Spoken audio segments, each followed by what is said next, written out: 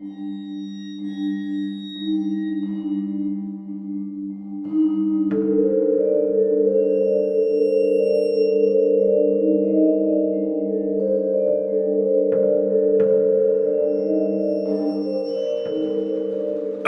hello, and welcome to Al Dente Rigamortis.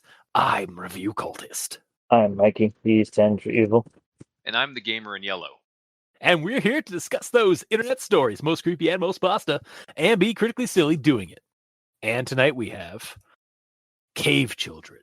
So, Cave Children is on creepypasta.wiki. It is by or at least it was posted on by the Baker. That is the moniker of the user that posted it first. There's a not safe for work content warning at the beginning of the story, which we'll get to in the rundown as to why that's there. And before we do the rundown, though, let's do the initial recommendations. I'm going to recommend it. I'm going to partially recommend it. Interesting. Say personally or partially? I'm going to personally recommend this. Partial. Oh, okay. I'll recommend it as well. Okay. Well, let's dive in and see why. So, with the rundown, a voice recorder is recovered from the Dulf Aral cave system on the Micronesian island of Pohnpei, or of Pohnpei. I'm probably getting that wrong. I apologize to our Micronesian listeners. Anytime we're saying anything that we apologize for our dumb English tongues. Yes. Where a team went missing in 1996. The caves have local legends of horrid creatures called the Children of Bandulf, the progeny of the titular earth demon Bandulf, dwelling deep within the caves. The recordings are audio and thus transcribed for the remainder of the story until a short note at the end. Chronicling the lead researcher's thoughts and notes via a dictaphone, Dr. Mason Perry is the lead scientist, with Dr. Jeanette Briggs and William Kincaid.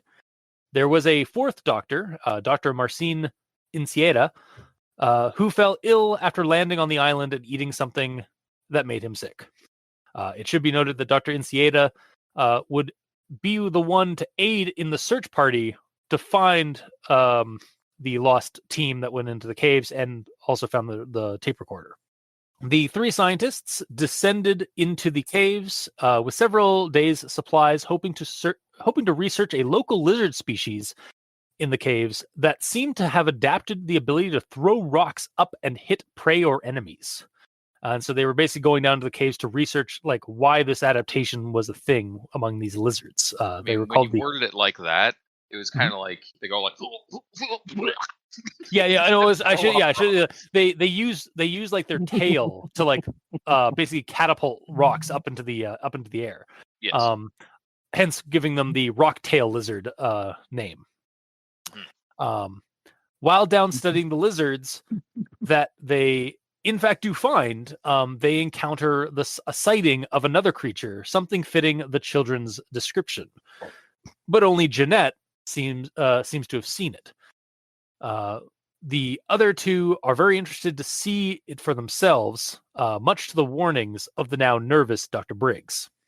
Deeper in, they spot the creatures, but have a hard time identifying what exactly they are biologically due to the distance. The group decides to call it for the day, but get lost when it seems the cord they had been using to mark their passage seems to have been moved. This freaks out Jeanette, who starts reciting some of the local legends they had previously heard about Bandulf by the locals. But the scientists try to follow the rope regardless, in the hopes that they were merely mistaken that it had been moved, and maybe the terrain had just maybe changed from a rock fall or from flooding, or maybe they just didn't know what exactly the terrain was as they were coming through. They get lost deeper into the caves and lose Dr. Kincaid, who fell off a ledge some ways down. Unable to retrieve him or even know if he's unconscious or dead, they press forward, hoping to find the exit to bring back help. It's about this point, or a little bit further in, that they discover the nest of the creatures, which the cord had actually led them to. So the cord had been moved by something, and see the creatures for themselves for what they truly are: hairless hominids of some kind, twisted and bodily changed for life in the caves and climbing upside down on the ceilings. This sends Dr. Perry and Briggs back the way they came, and exhausted, they decide to set up a small camp before moving on. With one of them taking a shift to guard the area. Dr. Perry is the one that has first watch. Dr. Perry kills an intruding creature with the gun they brought, and as he studies it, Jeanette comes over and freaks out, but then becomes far calmer than she was previously, even taking the next watch while Mason sleeps. This proves to be a ruse of sorts, as Jeanette has snapped mentally and decides to go into the nest to join the creatures, leaving Mason with a message on the dictaphone in the hopes that he might follow her. This proves to be a bad and disturbing idea for Jeanette, as Mason discovers her missing and finds her being violated and then devoured by the creatures. Though she never once screams and even seems to be mimicking their strange postures as she walks among them and then gets like horribly violated and devoured. Time goes by, and Mason is struggling to survive, having to bandage up some injuries while attempting to hunt for the lizards for food, eventually resorting to eating the corpse he killed at camp. But that eventually makes him ill. Fearing his own soon demise, he ties the dictaphone to the cord that they were using in case of someone finding it, and eventually someone does find it. This is where we then enter the small end note, kind of wraparound bit of the story of where where we get the people who found the dictaphone and such, mentioning that the rescue party found the tape recorder. They also spotted some creatures of these children of Bandulf approaching, but were able to drive them off. One of them even seems to have bandages on its wrists. Finn. So yeah, that's the rundown for Cave Children. I suppose we'll move on to Everyone Tolerates the Grammar Inquisitions at this point. Mikey, do you have anything? Yes. Okay. Assuming you don't. I don't. I dare. All right. So my first one here, I was originally thinking it was an actual thought, but technically it's grammar. Okay. So the quote is, 17 entries of substantial length were recorded, as well as several shorter entries that appear to have been recorded by mistake, as no speech is audible for the duration. Mm. The issue with this is that the subject is the 17 entries and the several shorter entries, so no speech is audible for the entire duration. Yeah. Mm-hmm.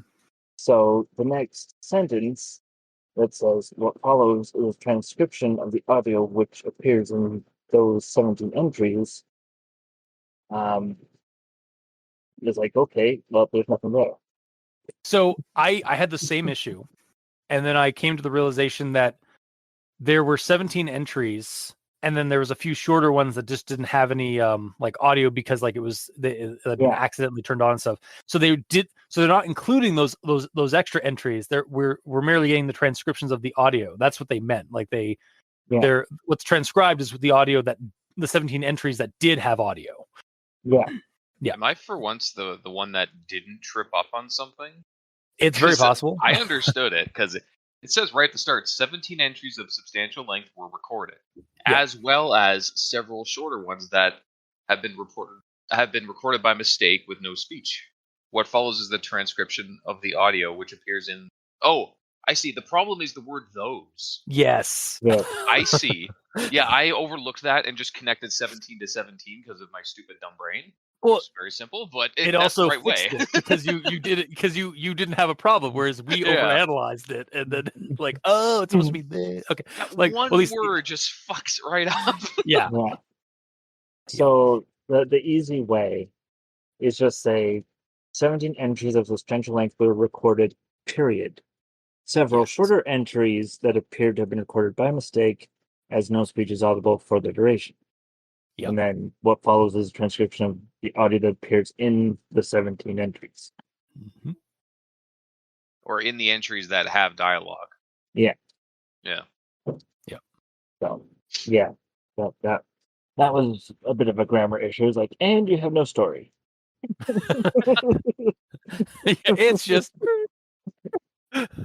One thing that I'm wondering is if the accidental ones actually had some important information in them, just because there's no dialogue doesn't mean that there isn't important sounds and stuff that could have been helpful.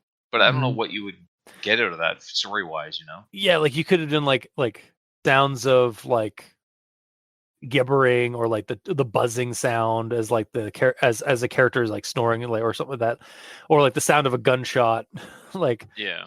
stuff like that. Like that's how they would do it. Probably just like be just transcribing the sounds that you're hearing. Mm, So it'd be closed captioned. yeah. Yeah, so that's the main grammar inquisition that I had. Okay. And then I have a conjunction junction. Ooh. And next stop, conjunction junction. Doot, doot. It serves as the only record of the events which the parties in question experienced. It seems as though the lizard spends some amount of its spare time making sure that its rock supply is more usable in the event of an emergency. It happened so fast, I didn't even see the throw. It was climbing on the ceiling when it appeared. It whipped a series of rocks up at it with shocking speed. But I want this to go on record, on that little record you're keeping. I think this is a mistake.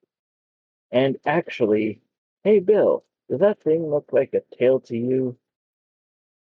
It sort of follows the arc of the back, but it's just hanging there. And it could be short fur, right? It's possible that falling rocks or rising water have changed the terrain and we don't realize it. It looked like mating. It gave birth like that. It's definitely hairless, covered completely in translucent white skin. It could be that she knows what it is now, but I suspect it has more to do with the knowledge that these children can be killed and get out.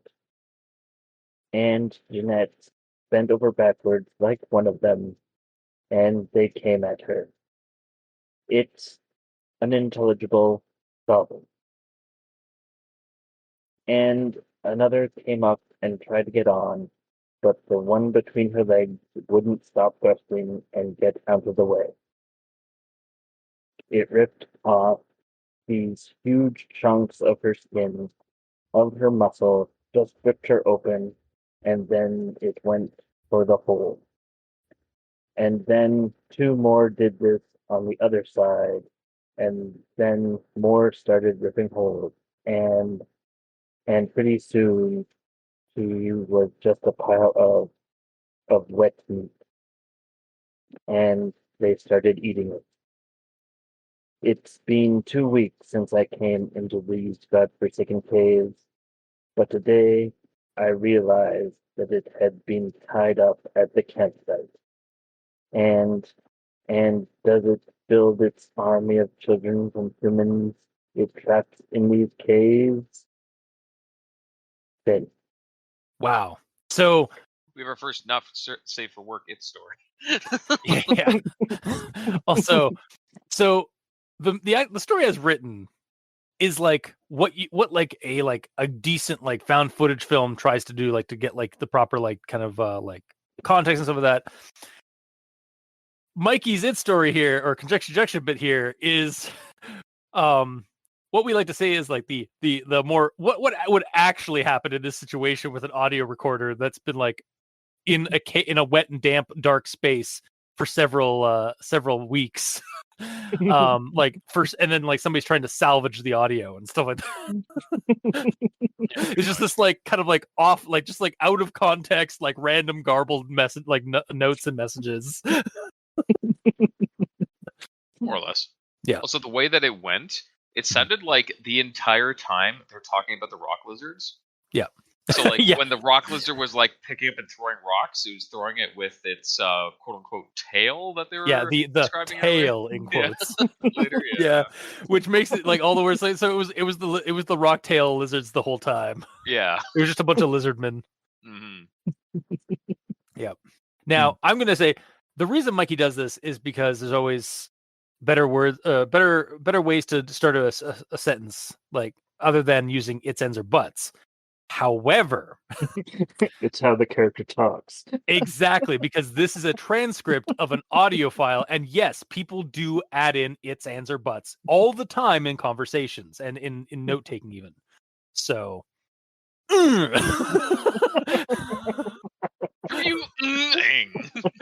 You they know who they are. Okay. Starts with a G, ends with a W. That's always having to be removed in the Twitter. Oh, okay. I see how it is. All right. Yeah, yeah. Uh-huh. Wait, why you? I don't know. Okay, whatever. I'm just being funny. I'm sorry. All right, fair enough. Moving on. All right. So with that out of the way, I guess gamer. Yeah.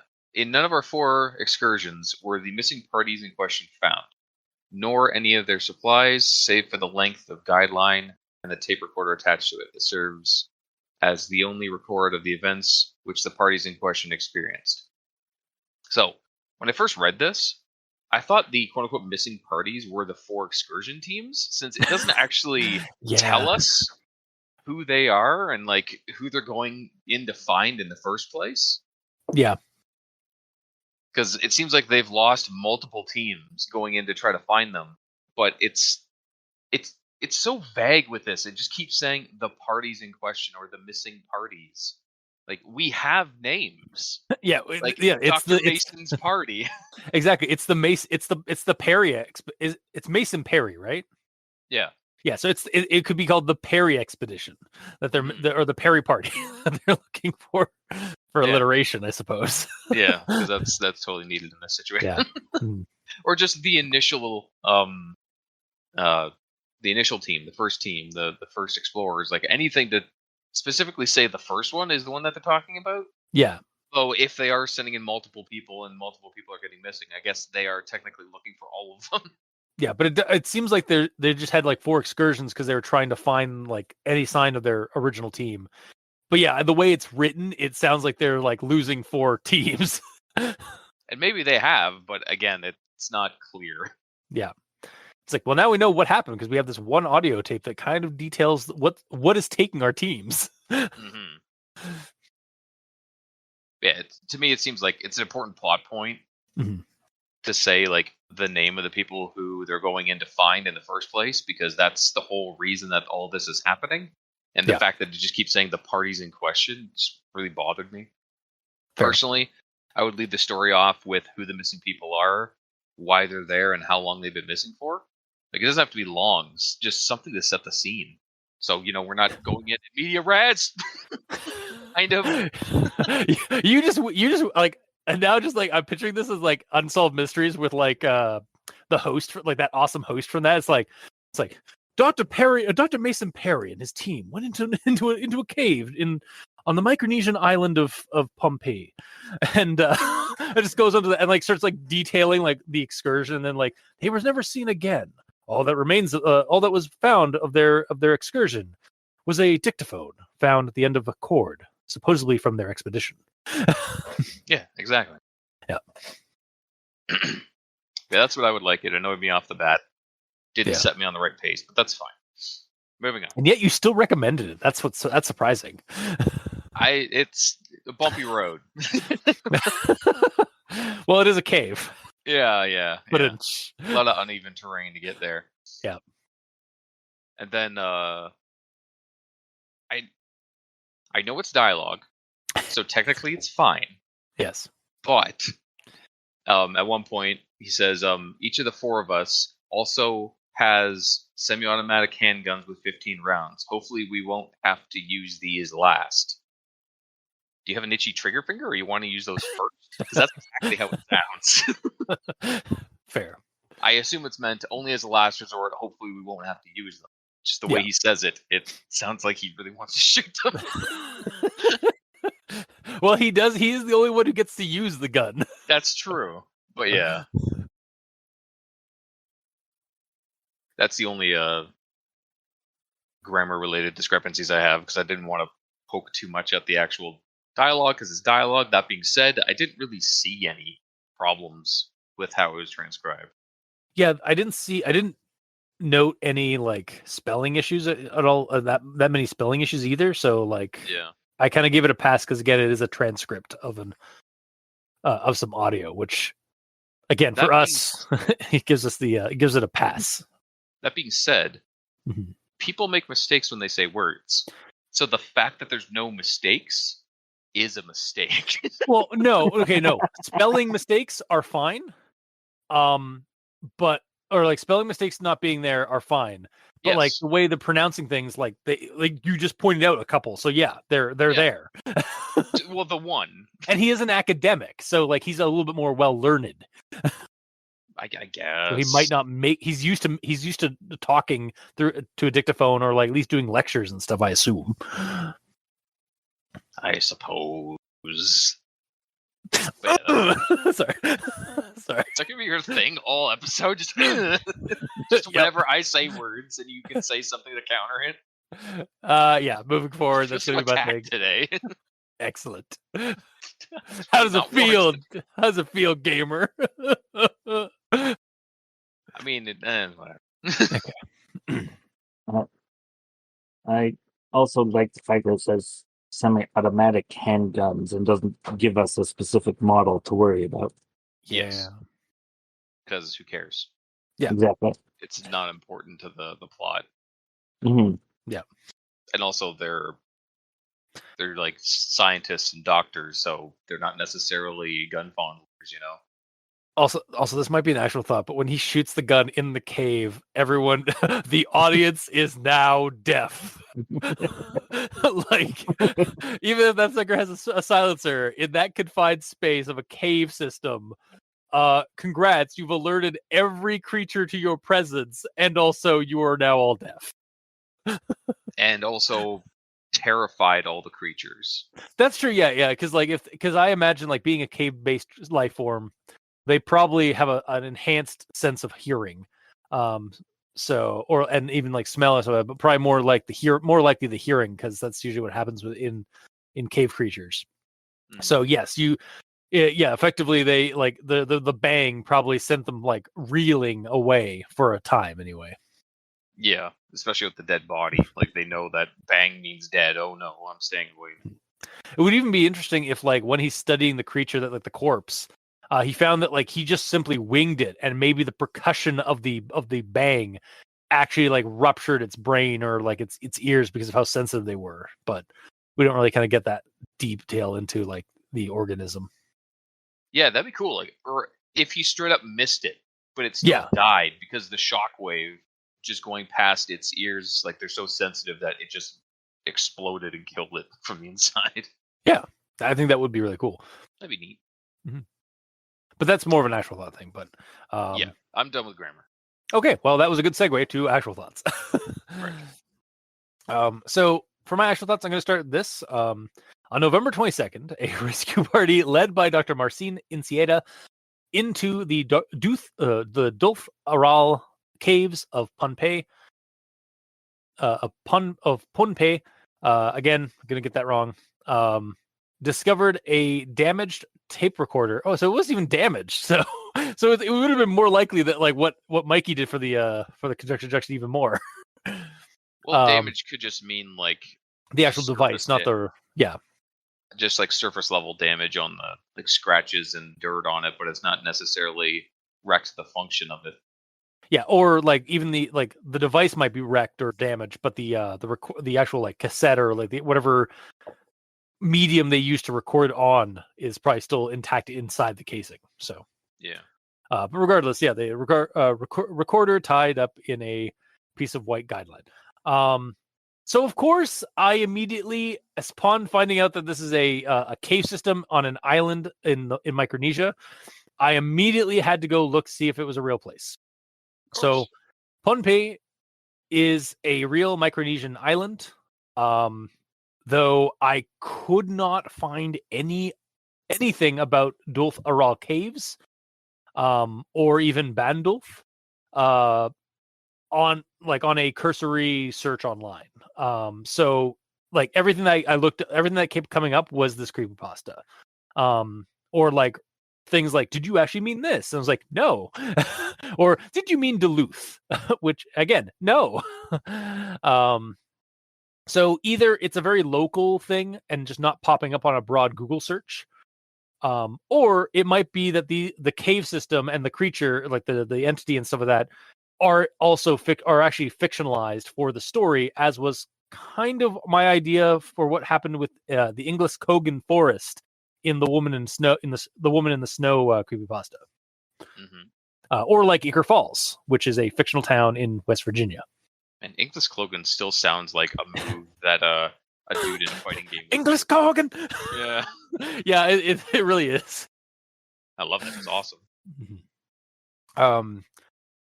So that being said, so that was my thing. It was like I had to look it up to see if it was a real place. The island's real.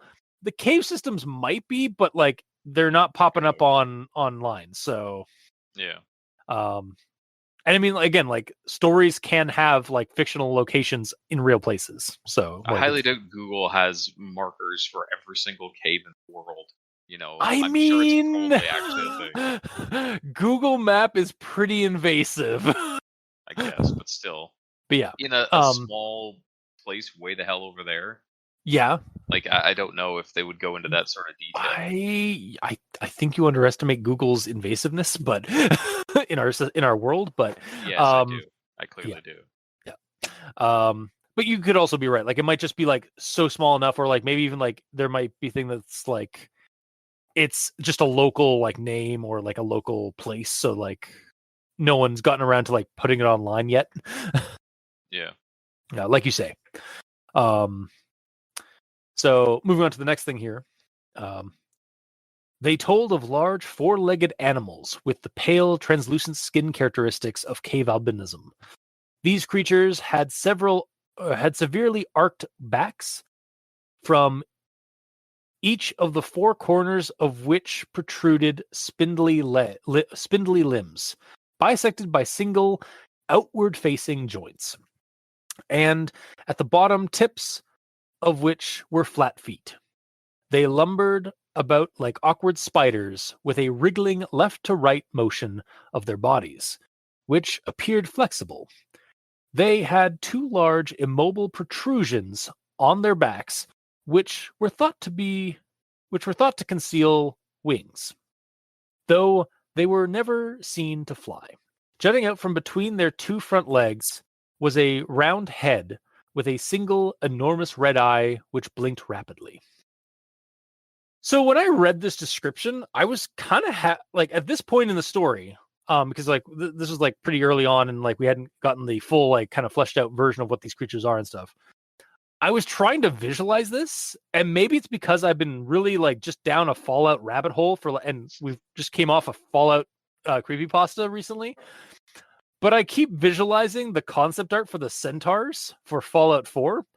Or even like the Snallygast from Fallout 76. So I'm going to send you guys, like, show you guys my co-hosts, the concept for the centaur, because it is way different from what you expect a centaur to be in real life, and even what it looked like in Fallout 3. So this is kind of initially what I was expecting this creature to look like. Okay. Like something like along that lines, like some kind of like horribly disfigured like monster like that. Don't know why it's called a centaur, but I guess they needed to pick a name for it. Yeah, originally I think like in Fallout 1 or 2, I think originally like it had like it was a little bit more of a hybrid between like an animal and a human mutant. And then as the series have gone on, they've developed it more into like a more hideous like Cronenberg monster. Mm-hmm. And yeah, anybody who's curious, who's listening to us, Google image the concept art for Fallout 4, the centaur, and then also like the Snallygast from Fallout 76.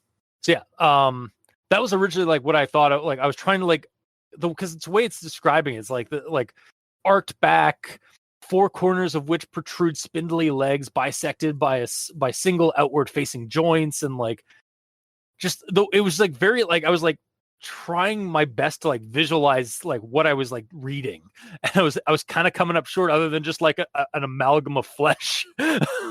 I saw it basically as a way more fucked up version of the spiders from Killing Floor 2. Oh shit, you're right. Yeah. That's a Killing Floor spider. It would be that if he was walking upside down, basically. Yeah. And everything else and maybe didn't make it look like the actual one of the creature. But yeah. I also kind of like in Fallout New Vegas, there's also a creature in the DLC called the Tunneler, which kind of also gave me an idea that maybe like that was what it was. Mm-hmm. Again, sorry for listeners. Just Google image. You can Google along with us. Yeah, Google along with us. Can you find some images that aren't 100 by 100 pixels, please? Sorry. Jesus Christ, that's 2 in a row. I'm sorry. They're so small. How's this one? Is that better? That's a lot better, yeah. Yeah. Believe it or not, apparently, according to the lore, the tunnelers are, even though they're reptilian, they descended from humans who were trapped underground, and over the last like 100 years, devolved into that. So, Devolved or evolved? yeah, who knows? That's cool. Yeah. So yeah, and like there's also another creature in like the Pit DLC for Fallout 3 called a Trog, and it's very similar in terms of like its stance and stuff to it. Oh, only to trolls and Shadowrun. Sorry, Mikey. Yeah. But yeah, basically they're like horrible like mutated like humanoids that like walk like frogs, kind of like the tunnelers. So so yeah, that was my initial like thoughts when I was like getting the description for these things. Like, what the fuck is? And like, what the hell am I listening? What the hell am I reading? Like, what is this? What is this description? And then we get this, which just kind of further down my rabbit hole here. Well, my colleagues and I suspect that what the young men believed they experienced was heavily colored by local legends. However, we appreciate that some sort of large, or sorry, yeah, it is. Yeah, we appreciate. However, we appreciate that some sort of large crustacean may live within the caves all the same, and as such, have taken certain safety precautions. Why would they appreciate that? I guess like maybe they're using a different using a different meaning of appreciation for like we acknowledge that there may be a large crustacean down there, so we're going to take some precautions. So when I got the crustacean addition to this, I then started thinking of like mirelurks again from Fallout, and specifically Fallout 4. There's like a lobster kind of mirelurk that kind of I was now suddenly like kind of thinking it was more like, or if I were to port this creature to again, bear in mind this is like really early on in me reading the story, so I'm like a lot of this is like full on conjecture because I haven't actually gotten the full like gist of what the creature was.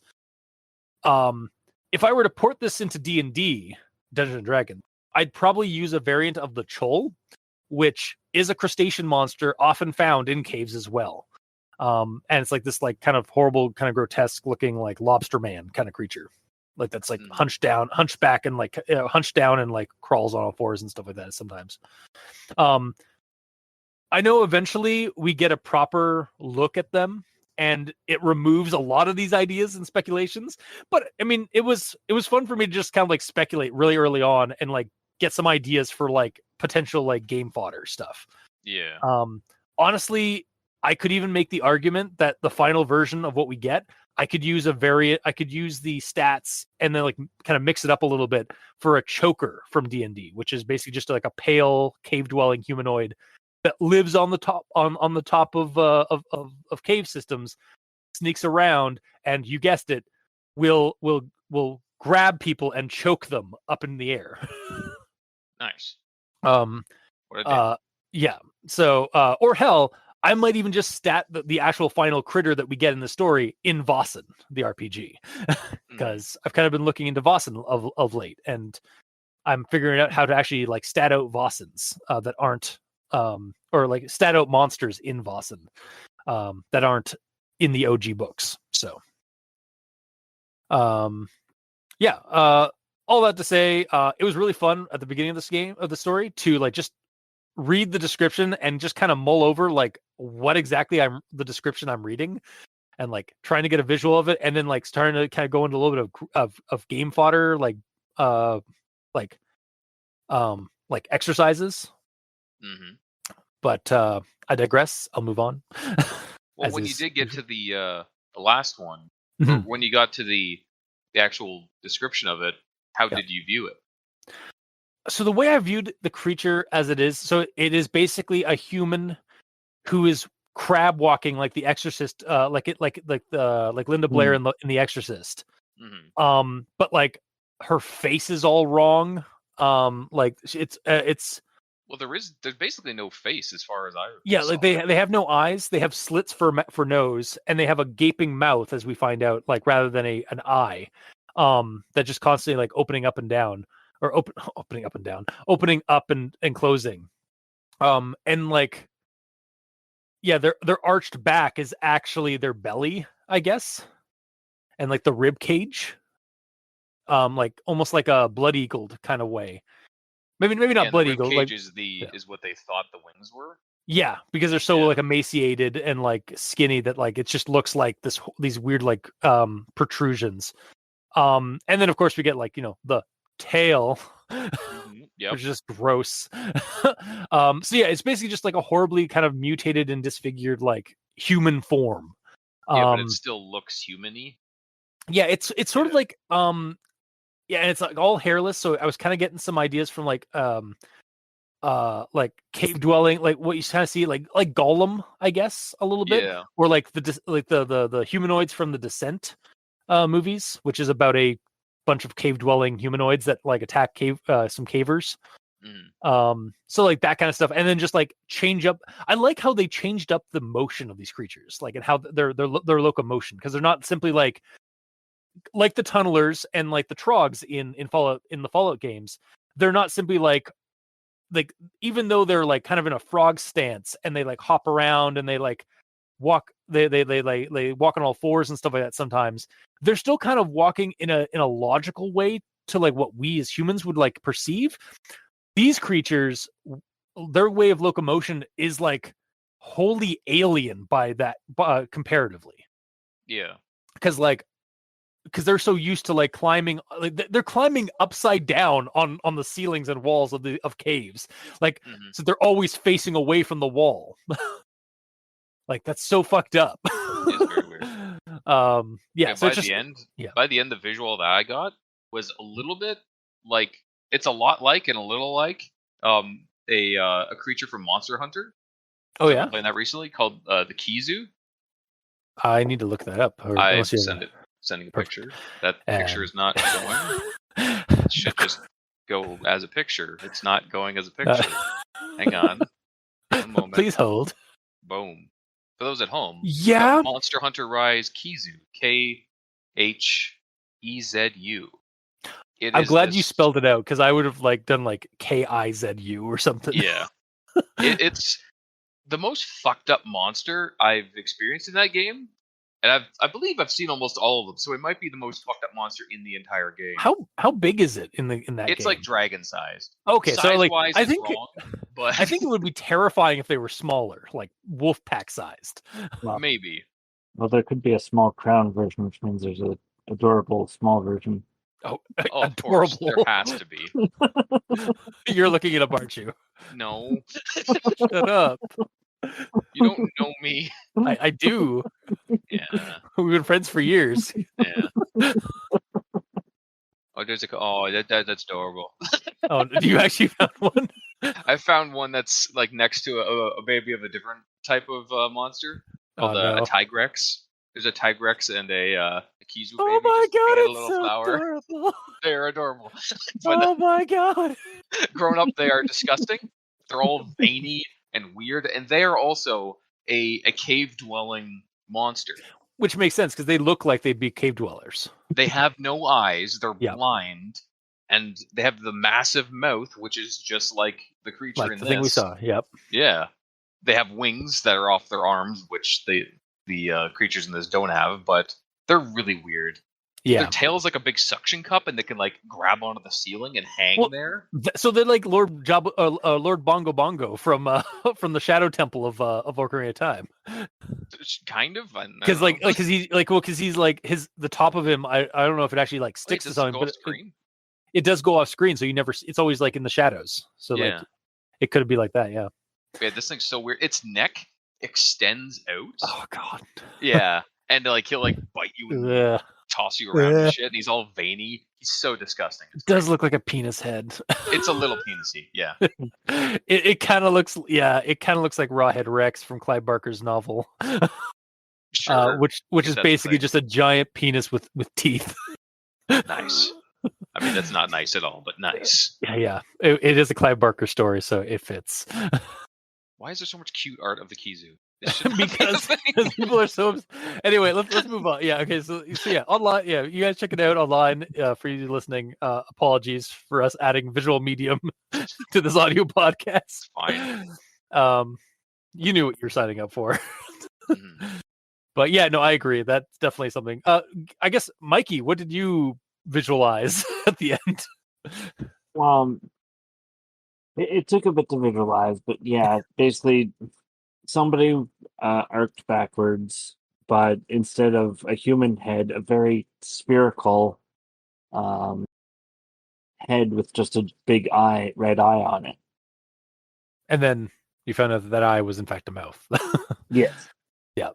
So initially, if that thing was still a red eye, it would kind of be like Lord Bongo Bongo from Ocarina of Time. Yes. Why does it have lipstick? Yeah, I found a creepier one. For the audience at home, Gamer just posted an image of like a night scene with the Kizu in it, and it's like lips are just red. Yeah, it has pretty red lips, honestly. Oh, like in the actual like game and stuff. Find an actual in-game one instead of this cool art that people are doing. I can kind of see it on the image, on like the one image that you posted, like that has like it's like a sprite or like a model. Here's an alpha rip of like the scene where you actually like his intro scene where it's like neck extends out and attacks the camera. I have seen this monster before. Okay. Yeah, I have seen that monster in my nightmares. Yes.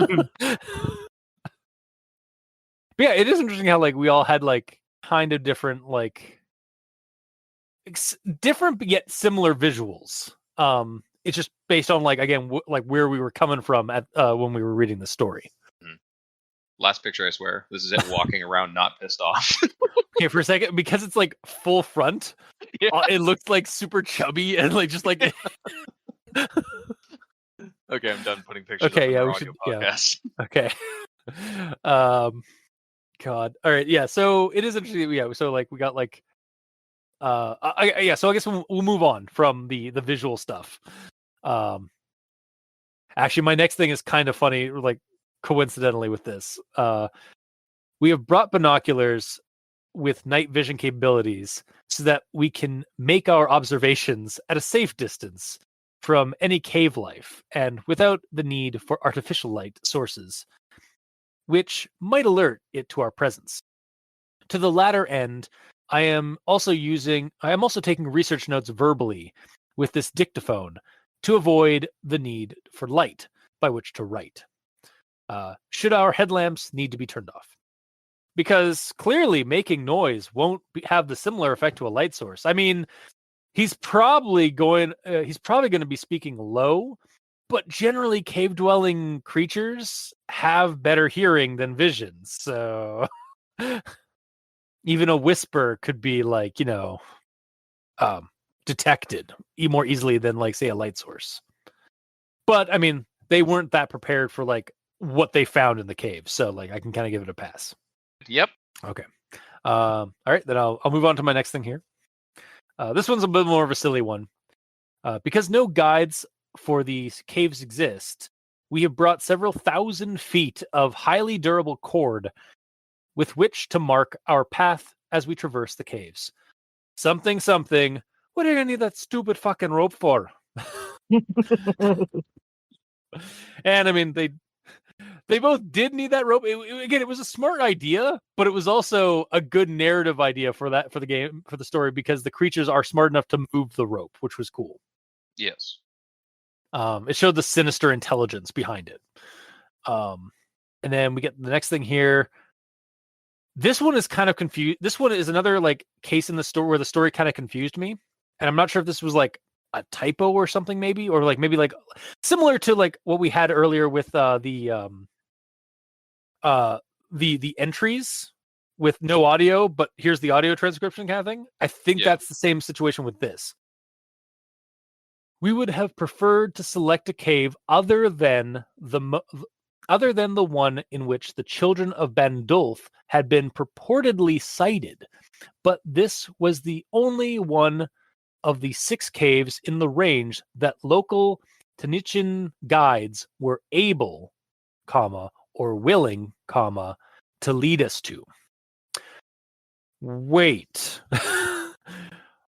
Aren't you looking for like new life forms, even something that might be like the child of Bandulf? Why wouldn't you go to a cave where they were spotted? Well, because they were a research team there to research the lizard rock throwing creature.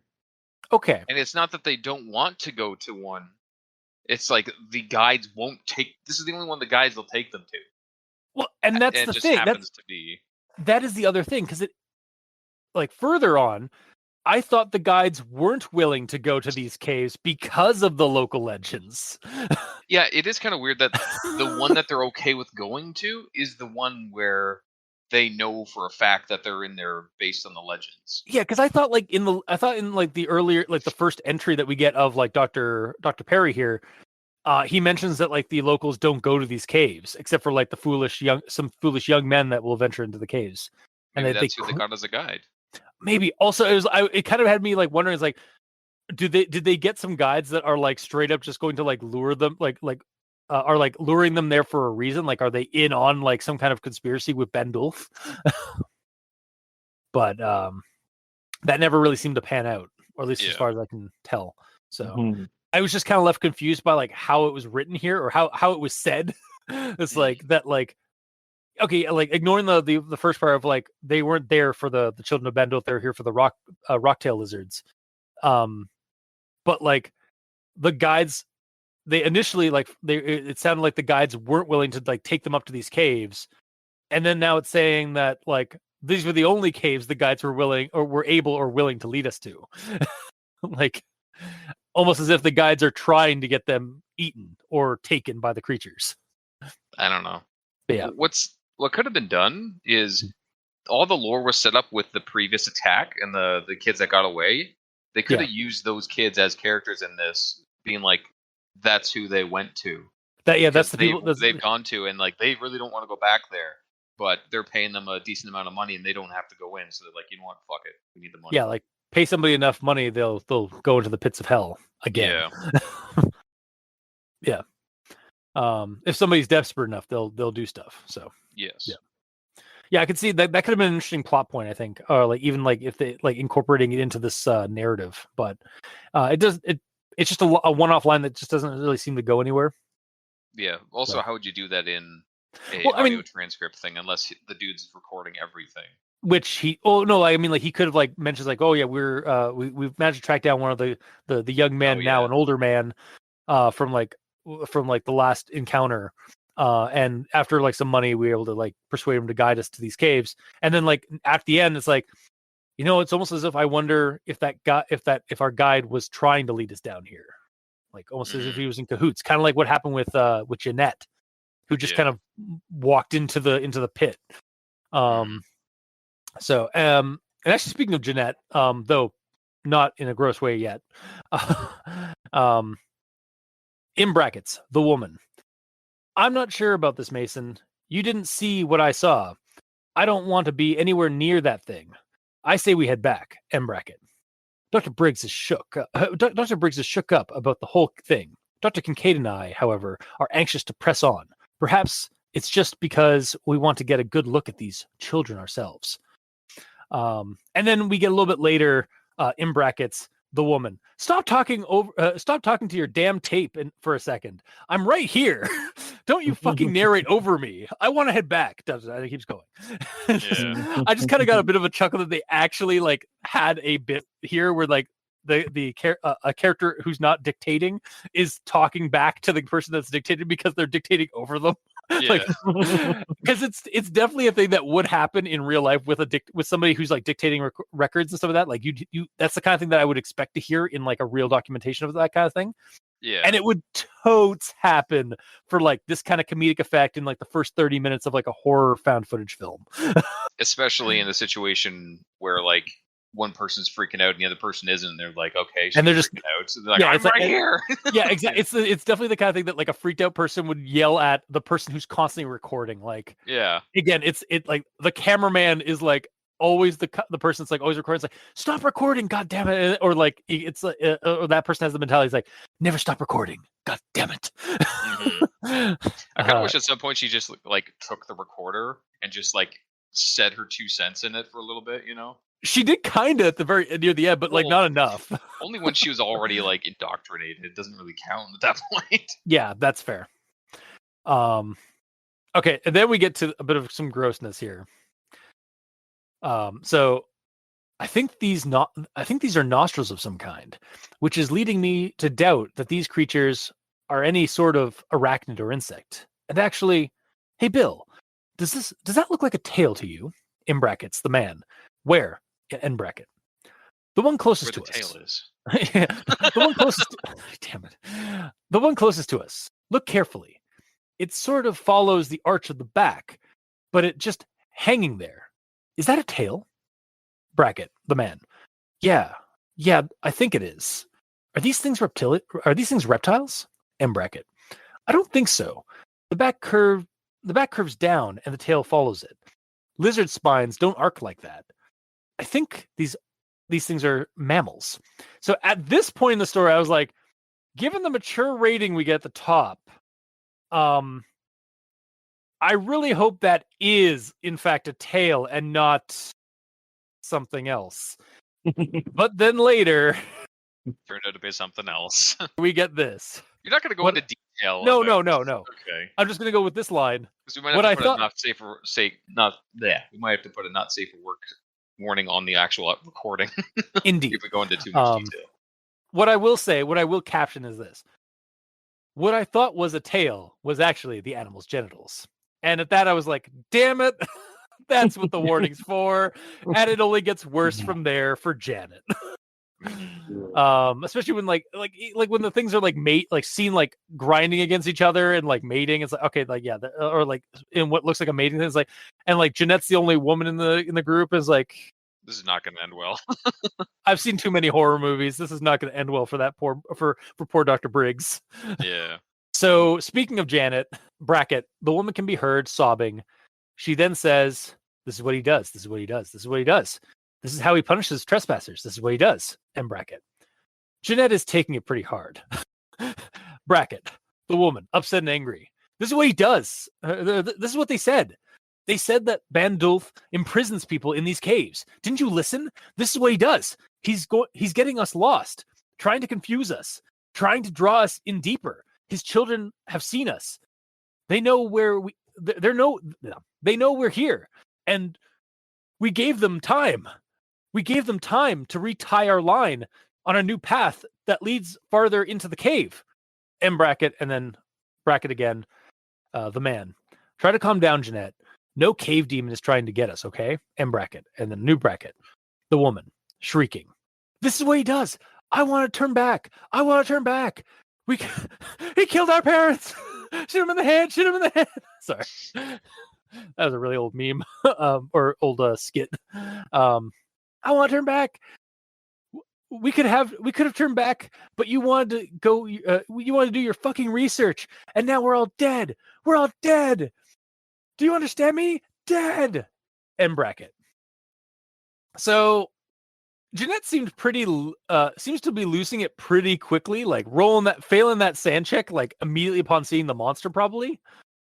And then just like starting to like go into that death spiral of losing more and more sand as things get worse and worse. Like this is definitely like if this was a Call of Cthulhu game, this would definitely be the area where like she's failed a couple of sand checks and now she's like snapping and stuff. I do find it a little strange. Definitely, obviously, like she's like taking some of the legends they heard a little bit too much to heart, like from like the locals and stuff like that. Like, or maybe they were was like. Because it's. I mean, yeah, you're right. Yeah, she is definitely like more in the know, like more like on the nose, or she's got her finger on the pulse a little bit more on the situation than the scientists. But like even going from like a researcher point of view of this, like it's strange that she would have like been so quick to panic, given that like we do know we do kind of find out through context clues in the story that they'd been previously on expeditions with like dangerous wild animals and stuff like that.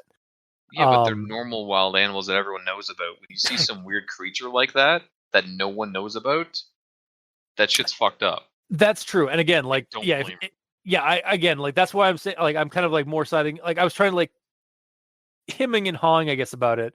But yeah, like it definitely feels like she like she was the first she passed her spot check. And then she failed her sanity check upon seeing the creature up on the ceiling. Yeah, 100%. And it was only downhill from there. And speaking of like panic situation or like weird situations thing, this one line kind of got me as well. So, sobbing. This is Mason Perry. Dr. Kincaid is gone. He slipped off an edge and hit his head before falling. I don't know where he went, and I presume he's unconscious. And it keeps going like they're gonna like maybe they have to move on to see if they can get out of here and like get a research get a rescue team in and stuff like that. The sobbing part kind of like confused me. Am I just like not sensitive to this or like desensitized to this kind of situation? Like I found it kind of odd that Mason was sobbing while reporting this. Like, yeah, it's a dire situation, but like sobbing? Were they lovers? Were they best of friends? I guess it's a human being that just fell down and they can't get him. And they don't even know if he's still alive. I understand that it is someone that he probably worked close to and so that, and it is in fact a human being. But as far as we know. Yeah. But like the sobbing descriptor just kind of like made it sound like he broke down like way too quickly from like I don't know. Maybe I'm just like an inhuman monster. A little bit. Or I'm just like desensitized to like this kind of stuff in stories and stuff like that. And like maybe not putting into death proper you've witnessed. I feel like if you witness a death and you're not used to it, you do not handle it well. Well, they don't even think he's dead yet. They think he's just been knocked out. Like he might be dead, but he might be unconscious. But they also can't get him. Yeah, and they are helpless. They have to leave him. They have to leave this dude behind that they know, and leave him in this cave with these unknown creatures. I do think that like I just feel like the sobbing could have been removed, and like it would have been it would have been like fine without it. It's like, yeah, Kincaid fell. Whatever. Well, no, like no, like again, like as it like keep how it's written. So like Never this is that guy, anyways. No, like keep what's written. So like this is sorry, this is Mason Perry. Dr. Kincaid is gone. He slipped off. Like keep that, but like the sobbing part, like just kind of like made me think this was a little too over dramatic. But again, maybe I'm just.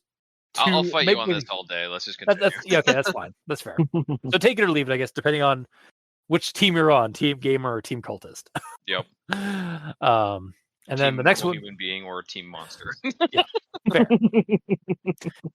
You're just getting back at me for attacking you earlier, aren't you?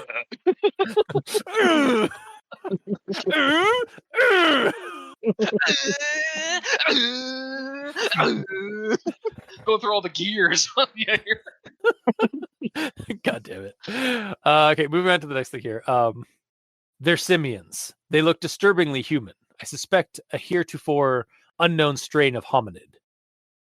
They have no eyes. They are totally blind. What we thought was an eye was actually a mouth opening and shutting.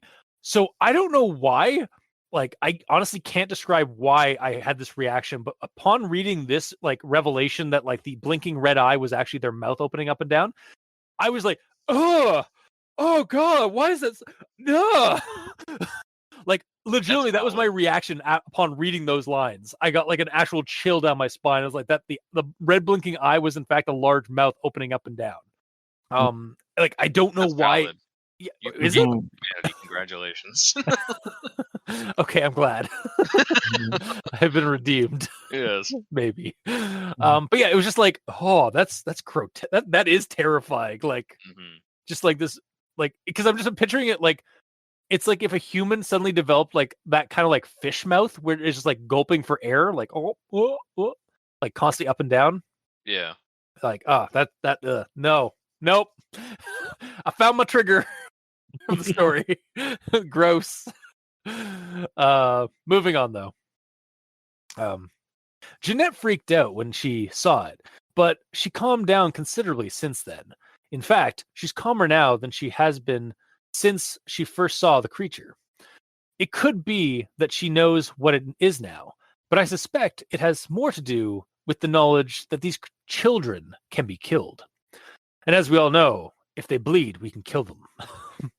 No, that's not in the story, but she's agreed to take second watch and let me catch a few hours sleep. And then we cut away to like the next bit. In brackets, woman, end bracket. This is Jeanette Briggs, daughter of Samuel Briggs, human child of the land of man God Christ. I now understand my duty. I am going to return to the nest of the children of Bandulf and to offer myself as a servant to the earth god.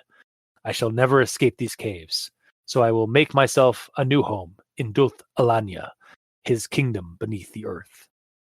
I am leaving this message to Mason Perry that he might join me. Yeah, so initially I thought, oh, she's gained some sanity back from like finding out that these creatures can be killed, like which is again, it's a mechanical thing in the Call of Cthulhu games and stuff. Like if you kill the monster, generally the GM might be fair enough to, or the keeper might be fair enough to like roll a die to give you some sanity back for killing one of the mythos creatures. But then no, she just straight up doubles down on sand loss, probably just losing all of what dwindling sanity she had left to zero, and has now become a thrall to Bandulf. Yes. Full on cultist madness. Again, to put this in a tabletop RPG mindset. Which again, I could see this being like a tabletop RPG. Like I could easily do this as like you're a bunch of caver expedition going into some mysterious caves and having to deal with these kind of monsters and stuff like that. And then just getting lost in the caves and such. But next up we have this. In brackets, exhausted and weak, end bracket. I'm out of options. I need food. I'm going to eat what meat I can salvage from the carcass at my campsite. Hopefully it will give me enough strength to try, in brackets, unintelligible out. And this is given to us after there's a little quote here. It's like, it's been 2 weeks since I came into these godforsaken caves. I've long since run out of food, and my efforts to catch rock tail lizards have netted me nothing but injuries. And then we get, I've seen several of the children since Jeanette's death, but they don't come near me. I think it's the corpse of one of their own in my campsite that scared them off. So I was thinking initially, like when I got the 2 weeks, it's like 2 weeks seems like a bit too long between recordings. Again, that could be like where the jarbled like non-audio was being popped in and out. Yeah, he might not have bothered because it's like it's the same shit over and over at this point. There's no news. I'm stuck here. I can't find food. I'm trying to survive. That's about it. Yeah, and I mean, like 2 weeks is also pretty bad for like for without food, or without like too much food. But I mean, he was probably like eating what he like sparingly up until the very end, and then it's been like several days into those 2 weeks that he hasn't had food. Yeah. And he's been surviving on water, like from cave water and so on, which is fine. That's some kind of sustenance.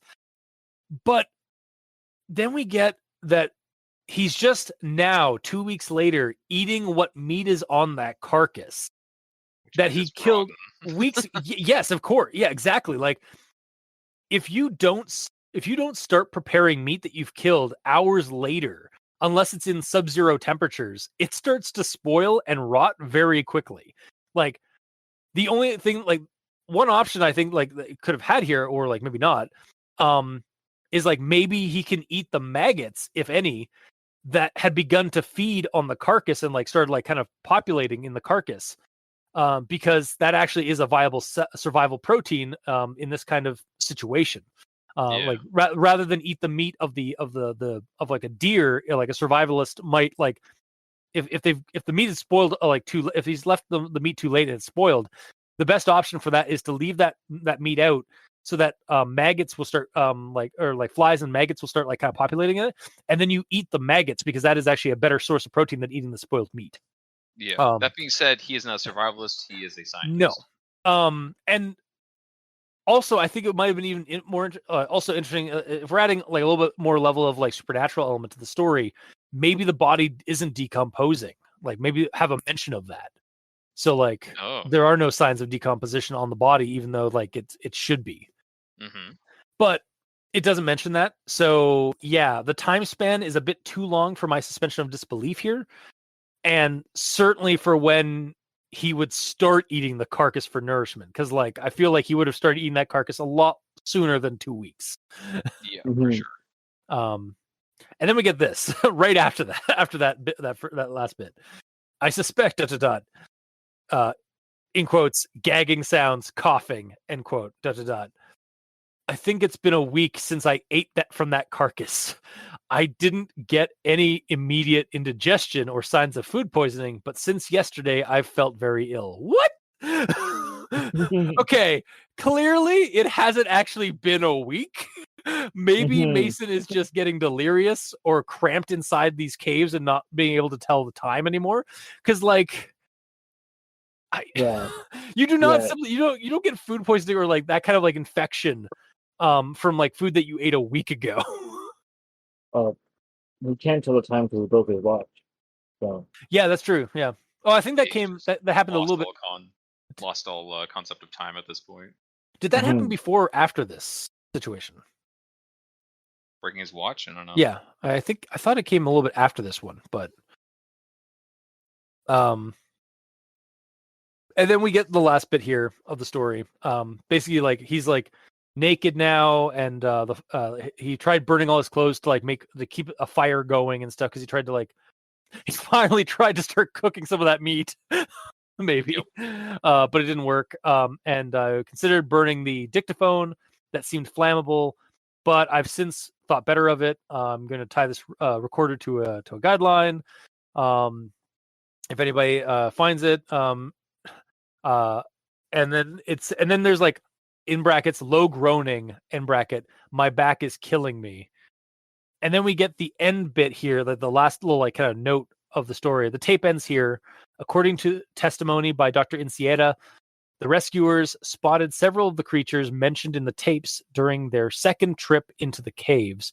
On the fourth trip, when this tape had been found, they opened fire on one which approached their party, scaring it away.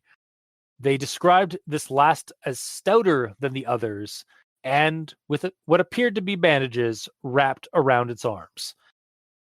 Yeah, honestly, as soon as I saw that, like, I don't know if this is like how it was intending to like show, but like when I read the like that he's like putting the dictaphone away, like tying it up and stuff like that, and like leaving or like kind of just like getting ready to die, and then there's like a low groaning, and like my back is killing me. For some reason, I was like, that was the moment where I was like, and he's going to become one of them. And then, sure enough, it kind of insinuates at the very end of the story that he has indeed become one of the children of Bendolf. Yeah, of course. It's a common trope in cave dwelling monster stories. So, like, especially with like the eating of like the eating of flesh and stuff like that, like you become the monster, kind of thing. But that is the end of my notes until my final thoughts. So, Mikey, these stands for evil. All right. Well, let's start with the art or the picture that exists. There is art because it shows the head of, like, I'm guessing a kid with two eyes, one of which is red, which does not really depict the monster. Yeah. wait, hang on. So there's a picture of a cave and there's two eyes in the darkness. Yeah. And Wait. Also, so at the bottom of the story, there's a bunch of like recommended stories that you might like, and hilariously enough, the six-legged rape centaur is the first one that pops up. Of course it is. Yeah, because of course it actually it was kind of a very similar monster in a way to the rape centaur, but there's also one of the Anansi Goatman story, and I looked at the image pops up in that one like with a little link to it, and so I went to that because it has a similar image. It has an image of like of some woods and stuff like that, and the eyes are almost like identical. I don't think they're the same eyes, but they are identical. But yeah, it's an almost same, like basically it could have been like it's almost as if they could have been the same creature, just one's in a cave and one's in a forest. Yeah. Like, but yeah, with Mike, what Mikey's kind of insinuating, why are there eyes in the back of this wood, in the back of this cave, with these creatures? The mouth. But are they both mouths? Maybe the red thing is the open mouth, and the white is probably just some of its skin reflecting off of the light. Because they're like albino. I don't think so. No, because they're two side by side. But... Yeah. I hate to say it, but I think this might just be like a flub on like they're differently sized and everything. No, they aren't. Yeah, they are. They're the same. The red eye is like twice as big as the white one. It is not the same. It's like 75% bigger than the other one. No. It's like I'm gonna fight you on this one. Oh, no. Really? I'll just open this up into GIMP and do some pixel All right, analysis. you go ahead and do that. Oh, I'll change do it, that. and you just change it. Honestly, like I'd be fine if it was one red eye, one large red like eye. Because if these creatures have like red like bioluminescence out of their mouths, that's fucking cool. Also adding to the creepiness of their fucking like mouth. Yes, I'm with you in that the white is unnecessary. I'm just saying, I'm just trying to theorize what the hell it could be if this was made for the intent of being used on this story. Yeah. Now, if the doctor hadn't lost his watch, I could have made the argument that this is actually the creature that they, because this is a photo. This could be a photo of like the search party taking of the latest creature to encounter them, and so the red part is the mouth of the doctor, of Monster Mason. And the small light from the like next to it is actually like on his wrist, on the wrist of the creature, because it's the like glow in the dark aspect, or like even like the reflection of the watch. But it's hard to tell. I don't know. To me, it seems like it's. Long story short, it should have just been a red dot in the darkness. Yes, that is where we can all agree on that. Yeah. All right. My next actual thought here is that the lizards are actually the gatekeepers to the cave. So once you enter the cave, you can never leave. So the lizards are there to like throw rocks at you to like get away, like kind of keep you away and stuff. They're the true heroes. They work at the SNTF. Yeah, clearly. The Supernatural Task Force to try to dissuade civilians from going in and encountering the creature. Yeah, they're part of the Critter Brigade, the sentient the sentient critter department of the SNTF. Yeah, of course. Yeah, makes Yeah, sense. much like the rabbits that are keeping the prison of the Stillwood King in West Virginia. There's the rock tail lizards of Pohnpei Island. Yeah, makes sense to me. For those unaware, this is for our stupid headcanon of a number of creepypasta monsters are actually the good guys and just trying to help. Yeah. Yeah, agreed, Mikey. That is definitely like they are the heroes. Yeah.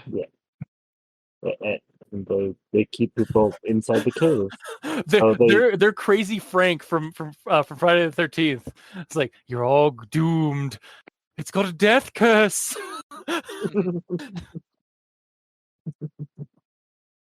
Yeah, a little bit. Mm-hmm.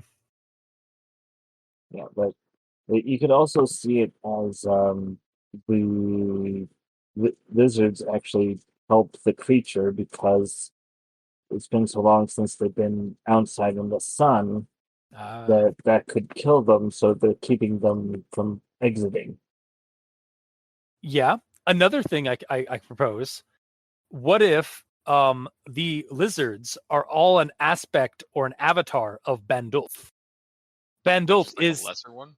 well, no, like Bandulf is an earth demon, so like demons tend, like, depending on the mythology and stuff like that, they're generally like spirits of like it's like, if this is like an earth spirit, they can assume the form of like many forms, or even like a singular form or a grouping of forms, or like they have like multiple like servitors that they see through and or like act through kind of thing. So like the lizards could actually all be Bandulf. But the weird cave children aren't. Well, the cave children are his progeny. So like they're the things like maybe like he can't get out of the cave fully, but he can assume direct control of these lizards. So the lizards are basically the babysitters, keeping his children in line. Exactly. Yeah. Sure Hence why they were throwing rocks up at them to like get them to go back into the caves. Yeah, I mean when I was babysitting and when I was younger, I was always throwing rocks at the kids to make sure that they stayed in the rooms. That's what everyone does, right? Yeah, gamer. Yeah. Right. Yeah. I'm glad I'm not alone in that. Mm-hmm. Note to self: niece cultist is not allowed to be babysat by a gamer. Why not? Honestly, she'd probably be the one throwing rocks at you. Yeah, probably. So my next actual thought is that these creatures are more like Wendigos a bit, because he did eat the flesh of them to become them. Yeah, that's true. And they were that was the trigger. They were initially humans, so yeah. Also, going on that Fallout 76 on the Fallout connection again. Oh, go ahead. In Fallout 76, the Wendigo cryptid in that is created from like there's a couple of locations where like a human has been underground or trapped underground and stuff, and has had to like eat human flesh, and that process is like either that process and some other like catalyst, maybe the radiation or maybe some other worldly or supernatural like thing in the ground, maybe Ugg-Quiltoth, the elder god of the Fallout universe. Uncle Toth? Ugg-Quiltoth. Uncle Toth. Ugg, as in like Ugg, can't believe he's a bad guy. Quiltoth. Uncle Toth. He's my favorite. Sure, Uncle Toth. Yes. Yes. Yeah. The elder god of Fallout universe, Uncle Toth. Yeah. Maybe like so anyway, some kind of there's some kind of other catalyst, and then like also the consumption of human flesh that will turn trapped humans underground into these horrible, ravenous, mutated monsters called the game is called Wendigos, based loosely on the pop cultural representation of a Wendigo. Because disclosure, Wendigos are not actually like the actual Wendigos of like indigenous lore and stuff are not actually what we kind of all perceive them to be. Oh, really? Pop culture and like the internet has kind of taken Wendigo and done similar thing to what we do with the Skinwalker stuff, and just kind of made it its own monster and kind of like misrepresented them. Right. That's what the internet does best. Rather than like oh, you eat human flesh, you become a Wendigo. Like that's more pop culture and like modern like misrepresentation of an indigenous monster. Mm. But yeah. All right, and my last actual thought here. I have a couple of quotes.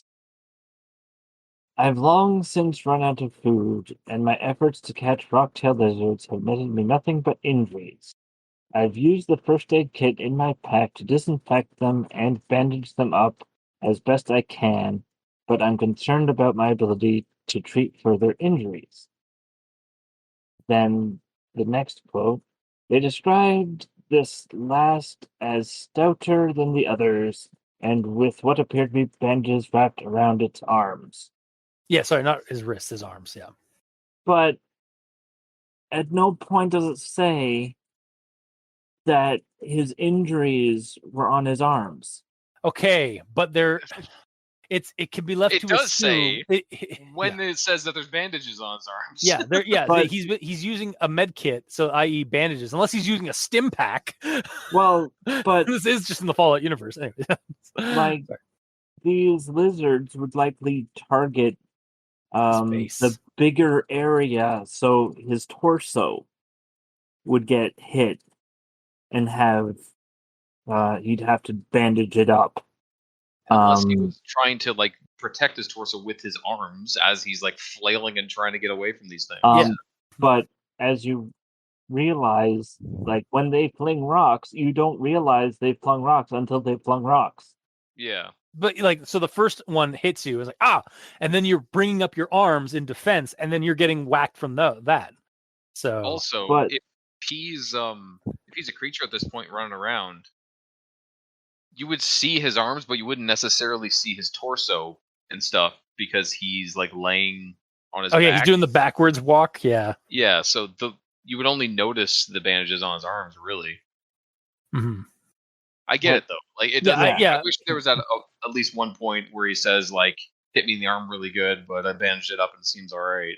You know? Yeah, Yeah, I think they left it vague so that like it can be insinuated, but it's not 100% that creature was him. But it's like, come on, Yeah. like there's enough context clues. And then Well- there's people who like actually yeah. Mikey. But then the wearing bandages on his arms, that they clearly interrupted the Halloween party that they were having, and he's dressed as a mummy. Yes, clearly. That's exactly what happened. Yeah. Yeah, because they were having a monster mash. It was the monster mash. It was a smash. He was just getting dressed, and then these guys showed up. It's like, oh fuck, get the hell out of here! Yeah. You guys aren't allowed to the monster mash. You're not monsters. Mhm.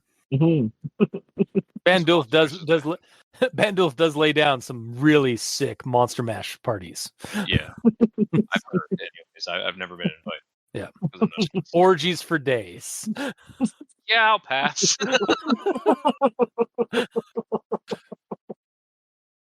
Hmm.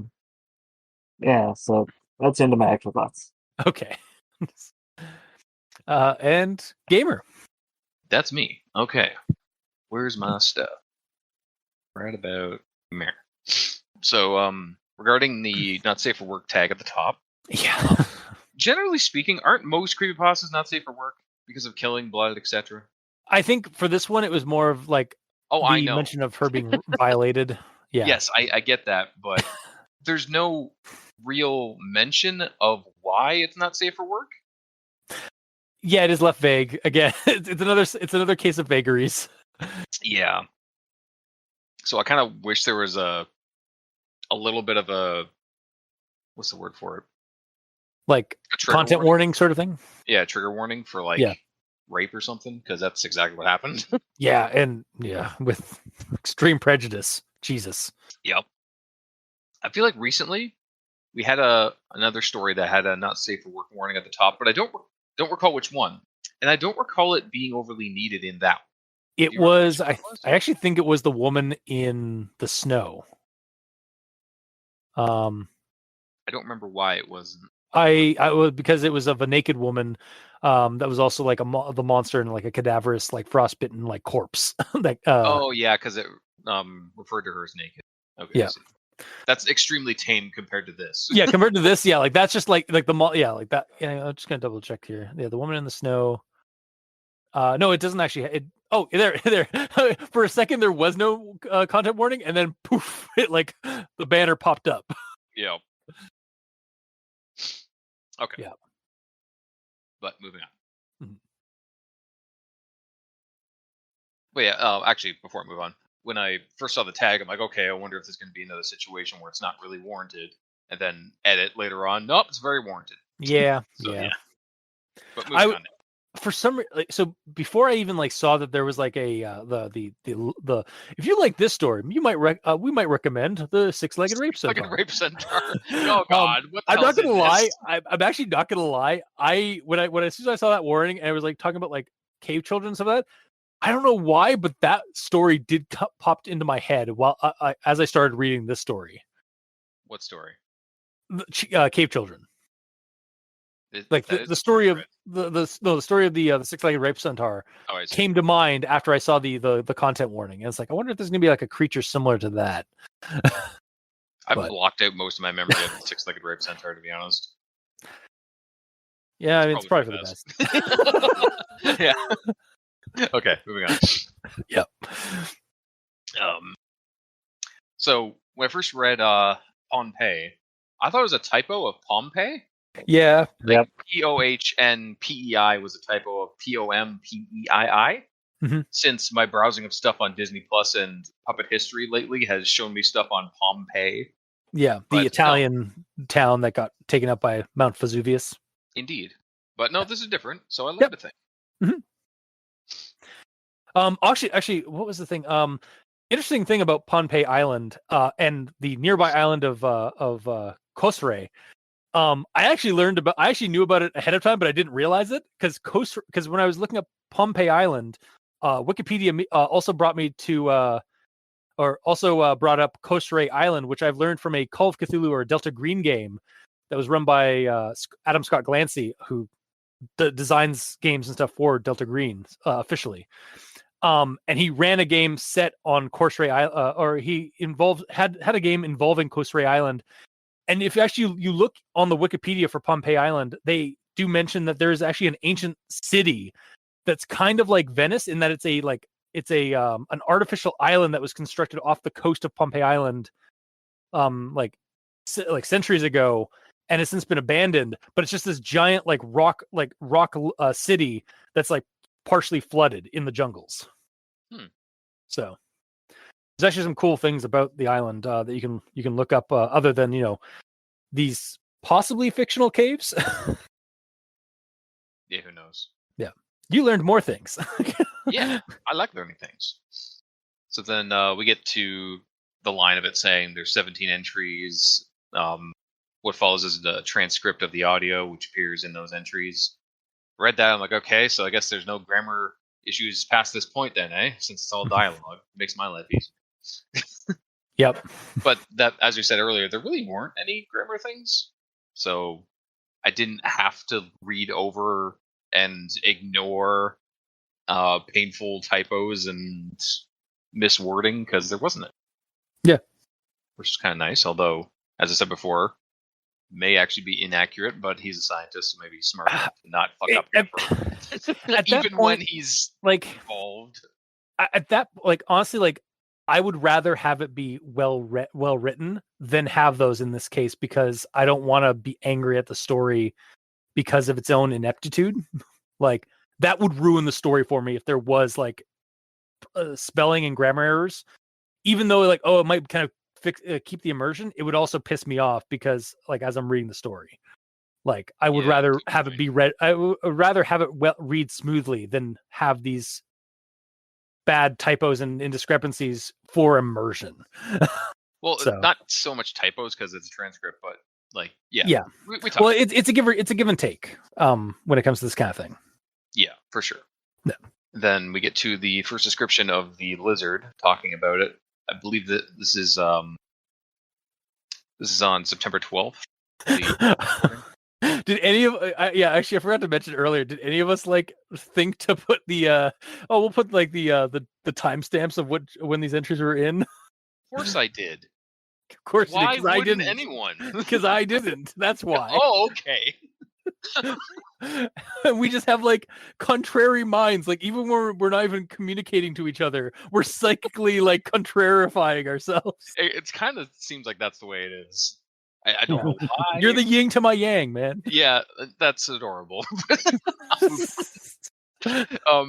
It's like there's a breed of lizard with one of the most remarkable defense mechanisms known among reptiles. It has developed the ability to hurl rocks from the cave floor where it dwells with lethal velocity at targets dozens of feet overhead. So my question to that was, define ability. Because I recently watched all of the X-Men movies. So is this a superpower? No, they're using ability as in like it's a thing that these things can do. Like people like regular things, non-mutant things have abilities. Yeah, Gamer. I have the ability to play awesome songs on the Shawzin in Warframe. Exactly. That's you also my have the ability ability. to walk and talk. Like which animal Says you. Wow.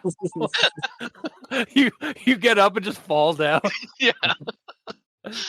But no, yeah, I get it. It's just it was weirdly vague in a way. That seems to be a highlight. That seems to be a thing with this story to you guys. Yeah, at least to me. Yeah, I either saw it one of two ways. Either he's levitating rocks and throwing them, or if he's like standing up on his hind legs and picking them up and throwing them like a baseball. Well, as we discover, they actually use their tail. Yeah, that makes sense. Yeah. That's why they're called the rock tail Yeah, lizards. and hence why the team was going into the cave so that they could like find out how they do it and why they do it. Because at the beginning of the story, we were just getting that they were like that heard rumors of these lizards that could do these feats. So Yes. yeah. Sorry. With the hurling though, I saw it in Pokemon levels where like yeah, he has a rock on his tail that he pops off and throws, and then another rock grows and he pops up another one and throws it. I'm not gonna lie. I also thought it was like very Pokemon-y. Yeah. It felt very much like some kind of a rock tail. You use a rock slap.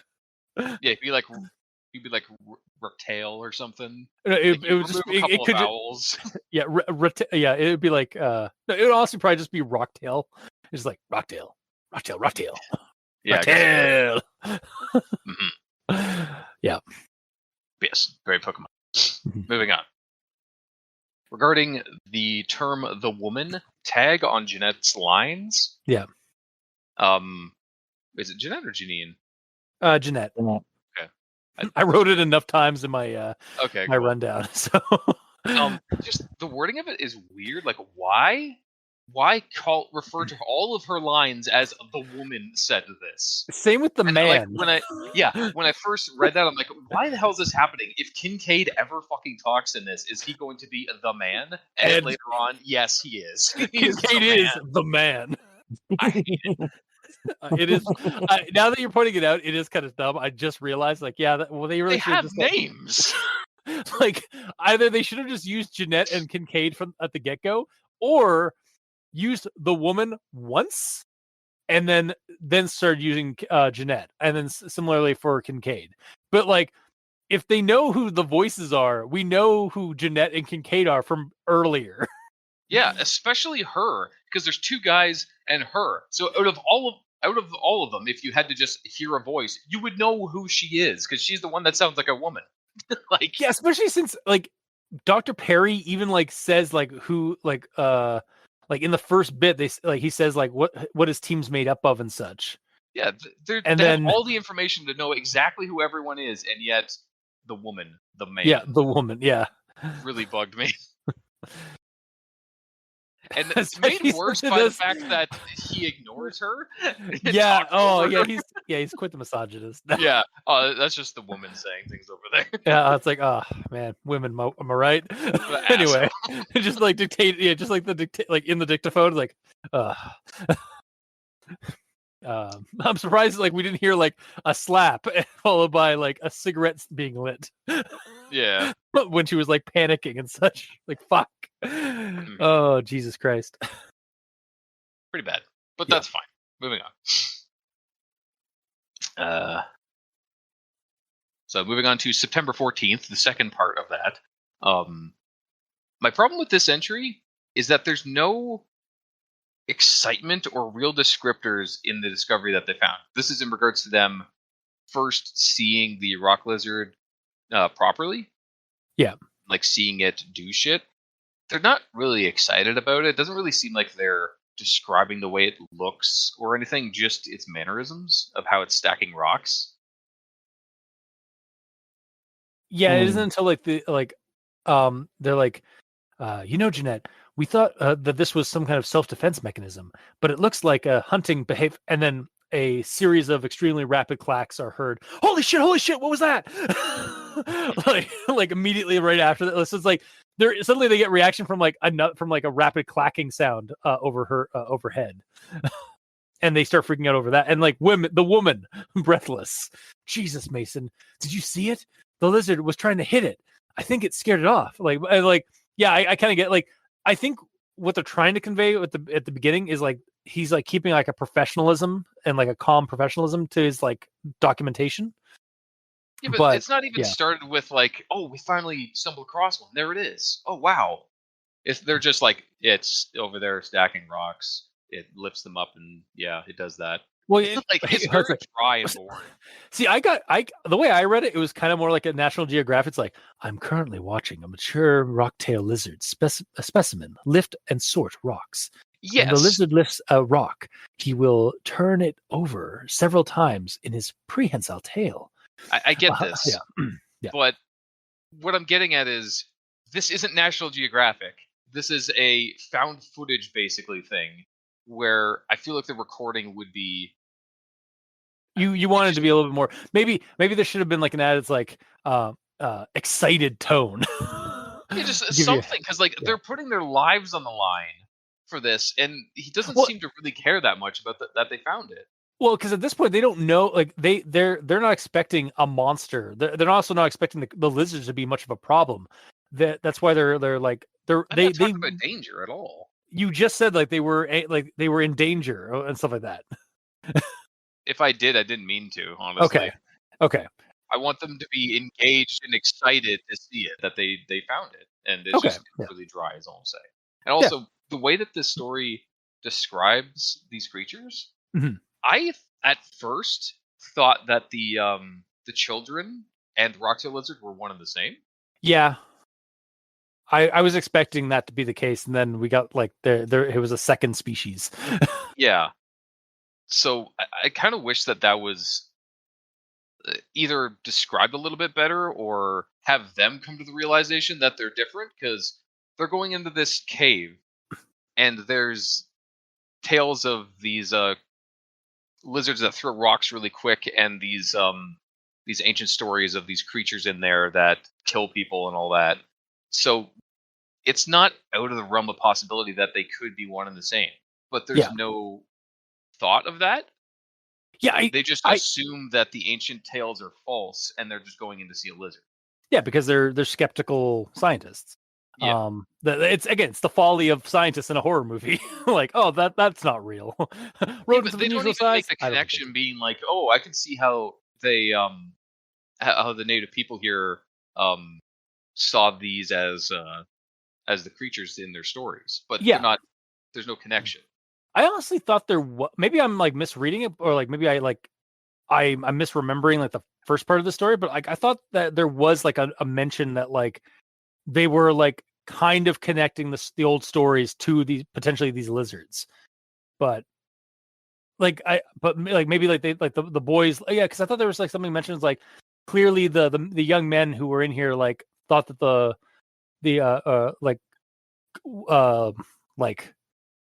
thought about the old legends and misconstrued what these creatures were. Oh no, that was about the crustacean thing they were talking about. Yeah, it is weird that like they wouldn't like simply connect it to the rocktail lizards. Yeah, from what I recall of the story, all of the mention of the monsters are connected to the monsters. It's not connected to the lizards. The lizards are just there. Yeah, they're a red herring, effectively. Yeah, kind of. Yeah. Unless unless it could be deduced that like they are some kind of natural guardian keeping the creatures in and trying to keep people out. Yeah, it's entirely possible, but I feel like that could have been. They're not clearly defined enough. Yeah. So much so that until it straight up said that one of them threw rocks at the other one, and they straight up describe what the other thing is. Because even in that scene where it's throwing rocks at something, they just describe it as something. Like, oh wow, did you see it throw rocks at it? Oh, it's gone now. Cool. But it doesn't say what it was. Yeah. Well, that's like So it So- seemed like yeah. it was something unimportant, and the only thing that's important here is this lizard, which is also the children thing. Like it kept until it straight up flat out told me that they're Yeah, until- different. It kept giving me hints that they are the same thing. Yeah, until Jeanette pointed out, because I think the thing to remember is like the two scientists, the two guys didn't see like the creature fully. It was Jeanette that actually saw like a glimpse of it. So like honestly, I could kind of buy that this story, like the guy's just like, oh, did you see it? Like trying to hit it, like just like absentmindedly saying that, like, and not giving any details to the dictaphone in like a moment of like of excitement. But Try to hit what? yeah. It's not like they saw it first and then all of a sudden, maybe they didn't see it because they were focusing on the lizard. But yeah, he straight. That's what happened. Like he like only she saw it because she's quicker on the I can't remember the metaphor for that, but she was quick enough to spot the creature as it was getting like attacked by the rock. So quicker on the draw. yeah, that's I the guess. word. Yeah. Yeah. Yeah. Hence why she lost her sand check, because they both failed their spot check, and she passed the spot check and then failed her sand check. Of course. Yeah. Yeah, succeeding in spot checks in Call of Cthulhu games is terrible. Yes, that's the whole point of the game. Yeah. Like the point of the game is to lose your mind, and like Yeah. that's part of the fun. But yeah, I do actually agree with like I initially I was expecting the lizards to be like the monster, and then they turned out to be like a red herring. Yeah, it also doesn't describe the size of the lizards is the other thing. No, Because it said at the start, like, these creatures are large creatures. So because I'm thinking it's the lizard, I'm thinking it's like a dog-sized lizard, like a Which- big Komodo dragon-sized yeah, like lizard. Komodo dragon or like a monitor lizard or some kind. Yeah, meanwhile, it's probably this tiny little thing that you could just pick up with one hand. So I did Google reptiles of Pohnpei Island. Okay. There is no rocktail lizard. I tried looking. Yeah, that I up. tried that too. But there are skinks. So like I kept envisioning like something maybe the size of your hand, or like a gecko, or like a skink. Yeah, That was about the size of the creature that they were spotting. that's probably what it is. But again, It's these not said. people that are going in there to do science and discoveries on this do not remark anything about the physical appearance of this thing that they're in there to find. Yeah, I suppose surprisingly vague on your research notes there, Dr. Mason or Dr. Perry. That's my big problem with that. That's fair. Moving on. And we get to September 14th, the third part. We kind of brushed on this, but okay, Jeanette, how about this? Would it make you feel better if we use night vision from here on in? That way they won't be able to see us, so you have nothing to worry about. And to me, or to that, I'm like, you do know that these things live here, right? You are in their home. I'm sure that they could see fine in absolute darkness. Yeah, Jeanette's reaction should have been, "No, we should get the fuck out of here." Yeah. He rolled really well on his persuasion, yeah, to calm her down. Yeah. She was clearly unfortunately, she was the NPC character. Yeah. So the GM hand waves. It's like, okay, fine, you guys can continue. Unless she is a player character, in which case the GM is a horrible monster for letting another player character mind control another player's character with a persuasion check. Oh yeah, I guess that is the case. Yep. But moving on. Yeah. Right. Sorry, I just had to browse over this to see why I'm reading this. So this is at the end of part 3 from September 14th. Look, Jeanette. This is actually right after the one that I just talked about. Look, Jeanette. These things are cave spiders, right? Spiders aren't aggressive creatures. If we leave them be, and we stay way out of their way, and they can't even see us, then we'll be fine. The woman. I guess, okay, I'll go. But I want this to go on record, and on that little record you're keeping, I think that this is a mistake. Duly noted. Next recording, Dr. Mason Perry, September 14th, 1996, inside the Dolph Oral Minor. I think it's about 5:15 a.m., but I don't want to turn on my watch light. Jeanette is dead. She was right. This was a mistake. I kind of wish it did that. Yeah. It would have been hilarious, but it would have also ruined any atmosphere that has But been that's set up fine. Like for the it's sake of a punchline. yeah. Jeanette is dead. Or it's like Jeanette was right, we were wrong. So very, very wrong. Yeah. Like, it would have been hilarious if that's the tipping point. I think it was like the recording right after that one, so we were almost there. But yeah. Yeah. And yeah, my last note is basically, overall, I feel like Dr. Perry's speech patterns don't degrade enough, or at all, actually, considering the shit he's in down there.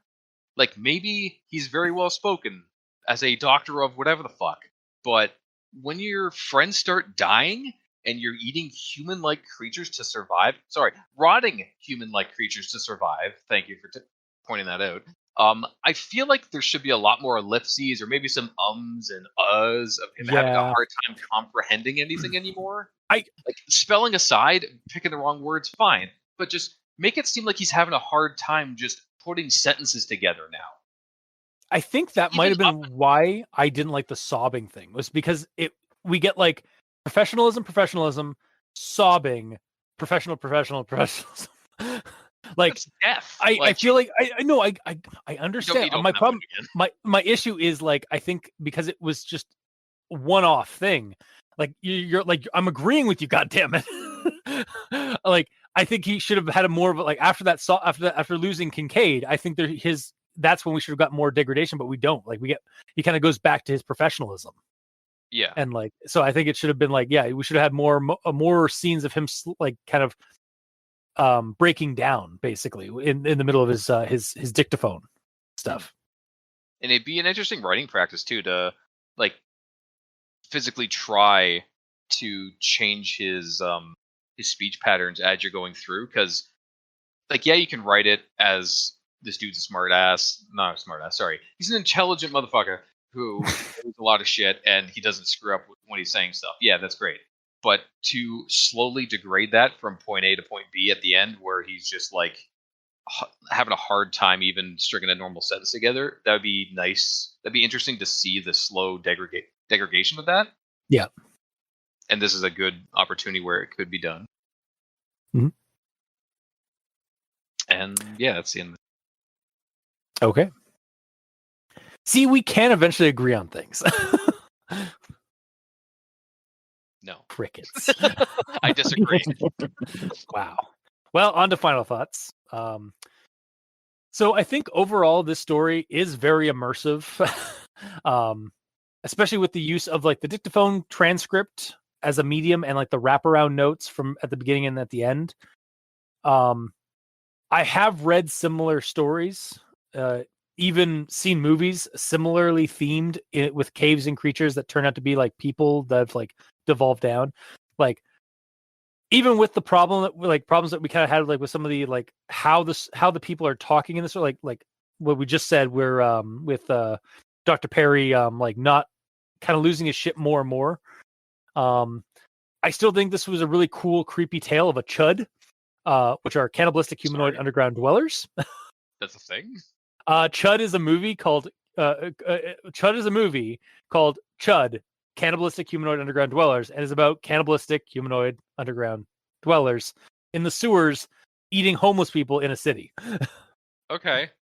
You said that like that is a very clearly understood thing. Like, it's a pretty popular, like, monster. It's a cult classic, like among horror fans. So yeah. Like, so for this story specifically, if you're a fan of like stories like Lovecraft's The Beast in the Cave, or like The Lurking Fear, or even films like The Descent, you'll probably enjoy this story. I also see why they put a mature warning tag on there, especially because we didn't really cover it a lot in our notes. I just realized, which we shouldn't, honestly. Yeah, we're not addressing it, but like it's sort of, it's there. It's like, maybe they could have like added like a content warning to explain what exactly is the mature rating at the top, but like at least they put a mature warning tag. It's probably in those. It does say that there's a link Oh yeah. So like if you need more information on, so it's probably saying in that link that I just refuse to click on for some dumb reason. Yeah. That if there's anything about nudity or sexuality in it, there is a content warning. Yeah, that's fair. That might be just the way it is. Yeah. 'Cause everything But I is will gore. Yeah, and it is a pretty visceral graphic scene, but it is not played out too long. Like it doesn't overstay its welcome. If it's welcomed and at all. But yeah, yes, I get but it. it also does deliver an unsettling tone for the intention of these creatures, which is what you want in a creepypasta. Like you want something to unsettle you I'm in a not way. reading this to be creeped out. What's wrong with you? Get out. I just like Why are you here? yeah, why are you here? But no, joking aside, yeah, like I think like it was as tasteful as you can do for that, because like Yeah. it's not it wasn't like they don't like go into full graphic detail about like the more disturbing aspects of what happened. So like it's there, like it's creepy. It's like, yes, it's terrifying, and that's a bad thing, and they address it as a bad thing, and then it's gone, and then it's over. So I don't mind it the way it is, because it didn't overstay its welcome. Yeah.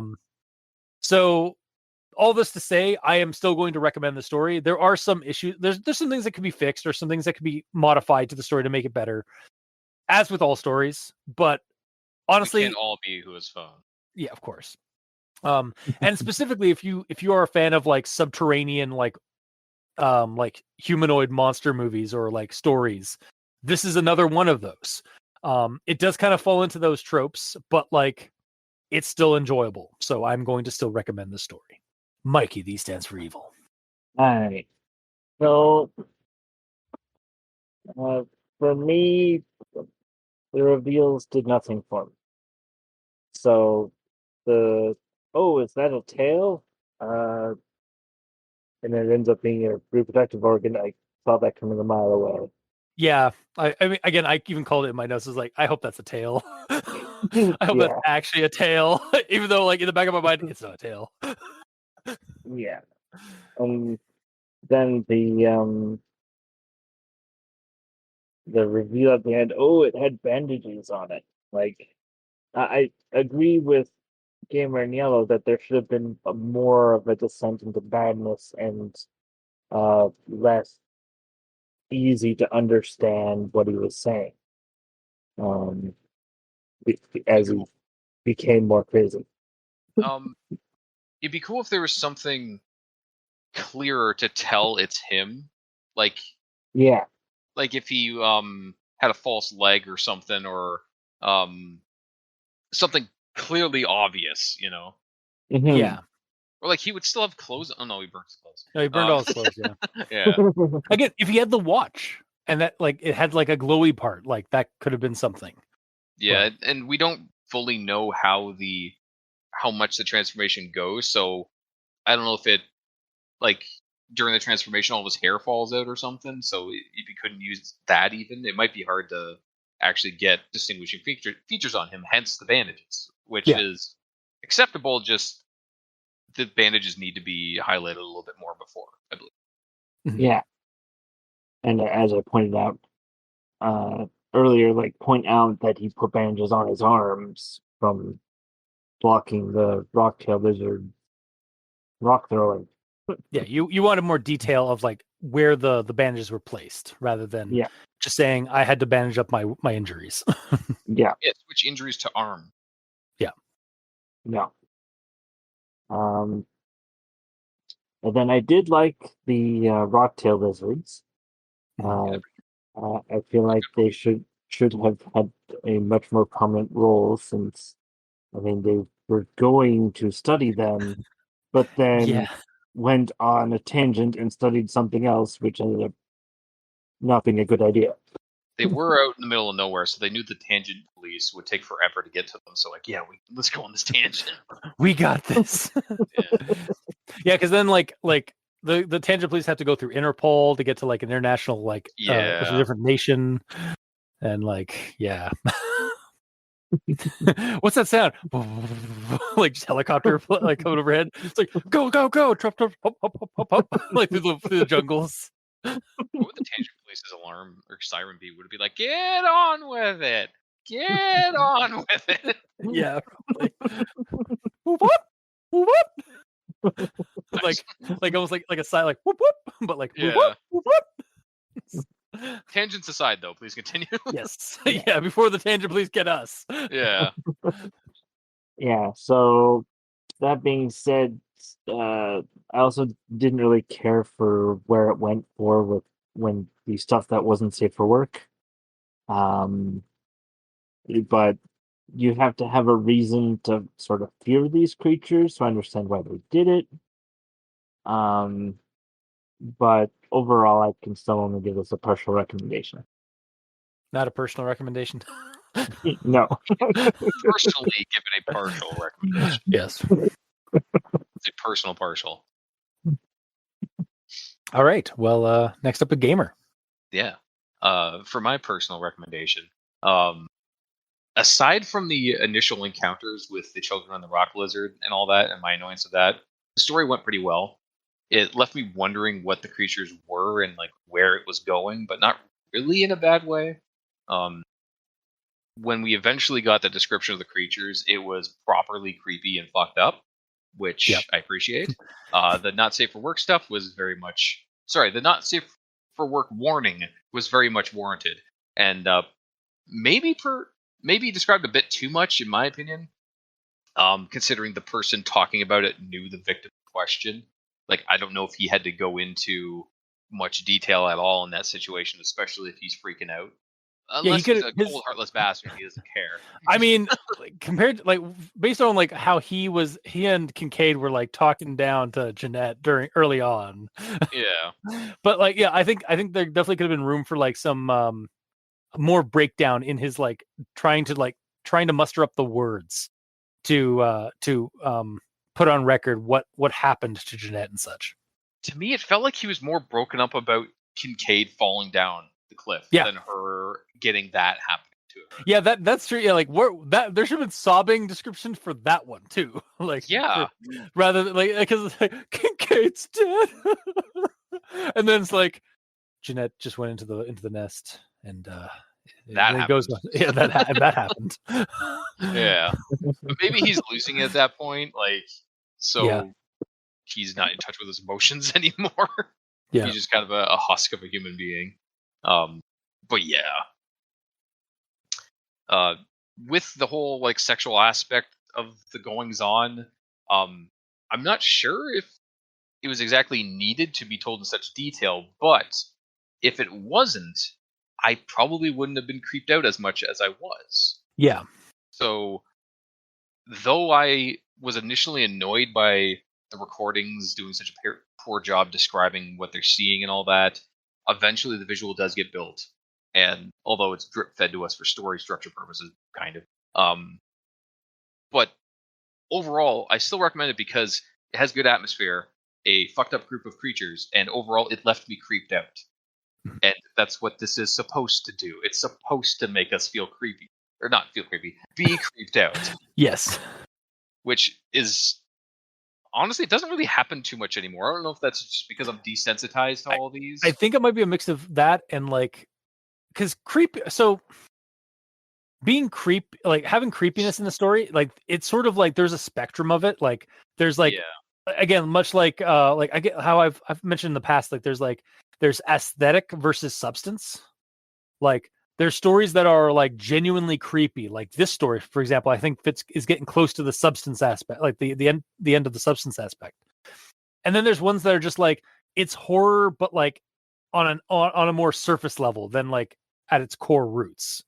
Like it is like horror for horror. 2 versus playing like Outlast.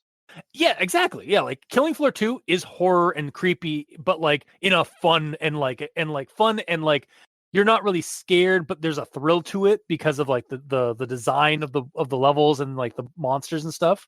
But you're not really scared of it because you got guns and you're shooting you're mowing down like creatures and some of that. Then you go play Outlast and you're like, oh fuck. Yeah. oh, like that's when you get like actual like creepy like shit going on. It's like it's the difference between like having a like because like both do have like a safety net, like there's a barrier like that, like oh you're safe because you're just reading a story, but like one has it where it's like you have that safety barrier, but do you? Like it gives you doubt. Like I think that's like where the scare where like how sometimes people get scared from scary stories is like the story does a good job at making you forget that it is a story. Yeah. And with this one, it could do that so much more It by could having have. all these actually recorded. Yeah, that would have been if this had been like an audio transcription. Oh my god! I Like don't know if I would actually read it. that would definitely be on my like listen like on my phone to listen to. I would listen to On that the on car. car ride. Oh yeah, on car rides. Yeah. Yeah. I've listened to really creepy shit like from like Old Gods of Appalachia or like there's a handful of like audio they're basically like radio plays that are done kind of that are done similar to this. Like there's Archive 50 I think it's Archive 81 that does it. Like there's Limetown is another one. Like there are like these spooky horror based like radio dramas on like in podcast form that you can check out. And I would love a version of this as that. Yeah. Like I would Like- have a hard time listening to all that if it's voice acted well, obviously, because that's dependent with on sound whether or not effects of someone like can give yeah. the proper inflections and have like put the echo in of the cave system and basically I'm and just have, like, trying the sound of them walking around and everything. and they're like weird like buzzing sound, like the buzzing noise they make. Yeah. Like what is that? Like I'm trying to like visualize what a buzzing what a human mouth doing a buzzing sound would be for like other than like the silly bzzz. But like I'm like it would be like maybe it's because like they're constant because the mouth is like constantly like opening and closing, like maybe that's like it's creating like a burbling effect sound. I don't know. I didn't get a clear sound effect of that in my head. Neither did I, but like I just kind of let it go. yeah, same. Like I just kind of assumed that it's like some kind of like weird. It's like it's indescribable. Like in Lovecraft stories, like he's like the its appearance is indescribable. I It's wonder like, if it's something to do with their exposed rib cage moving around. oh, maybe it's like rattling. It's sort of like Rattle the cages. This monster really will rattle your cage. Your rib cage. Ugh. Or it's like a rattlesnake kind of like look, but it's the rib cage is clacking. Yeah. Oh. Yeah, if it was a clacking noise instead of a buzzing noise, Yeah. that'd be cool. But yeah, overall, I still recommend it. It's just fucked up. Well, and so good job. Yeah, so good job. You did it. I hate it. Yeah, thanks. Thanks. I hate it. Yeah. it's Yeah, one of yeah, those yeah. situations. Yeah. But in a good way, of course. Yeah, of course. I mean, that is like what we're trying to that's what we're trying to evaluate these stories on is like the creepiness factor and like is it like good from like a aesthetically creepy scene or is it good from a substance creepy thing or does it fall in that middle ground that kind of is like meh? And I feel like this story does manage to get more into the substance of creepy. For sure. So, and although there was a lot of stuff I was complaining about early on, none of it was enough to ruin my enjoyment and creepy feels I got from reading this. So yeah. All right. Well, yeah. So two recommendations and a partial recommendation. Not bad. And that will do it for this week's episode. So if you like what you heard, or if you didn't, leave us a comment in the comment section below where this gets posted, whether it be on Podbean, Facebook, YouTube, or Tumblr. We're all on Twitter. You can send us messages there. Mikey is at the E stands for evil. The Gamer in Yellow is at the Gamer in Yellow, but without that W at the end, because the name is very long. It is, but whatever. That's the way it is Wow, now. so non-committal. I've It's like I've it's like, committed to this now, so it is, but whatever. Life doesn't mean Yeah. anything. And I'm at Review Cultist. If you'd like to send us emails, you can send them to aldenterigamortis@gmail.com. That's ALDENTERIGAMORTIS@gmail.com. Where you can also leave us suggestions for other creepypastas. SCPs, spooky things. You creep it, we'll peep it. Yeah. And if you'd like to help support our show financially, you can go to Patreon. Look up Al Dente Rigor Mortis and select the backer tier you'd like to support us at. We have $2 and $5 tier with special episodes, early access, extra content. To our patrons that are helping support the show, thank you immensely. You're helping keep those hosting bills at bay. As always, we very much appreciate that. And to our listeners and the authors of these stories, thank you immensely. Because, well, your listenership, it'd be like screaming into the void of an empty, dark pit of a cave. And without your authorship, without you creating these stories and posting them online for people to share and enjoy, we really wouldn't have much of a show because we'd have nothing to talk about. So thank you. Once again, thanks. I hate it. In a good way. So until next time, I've been your host, Review Cultist. I'm Mikey. The E stands for evil. And I'm the gamer in yellow. And this has been Al Dente Rigor Mortis. Sleep well.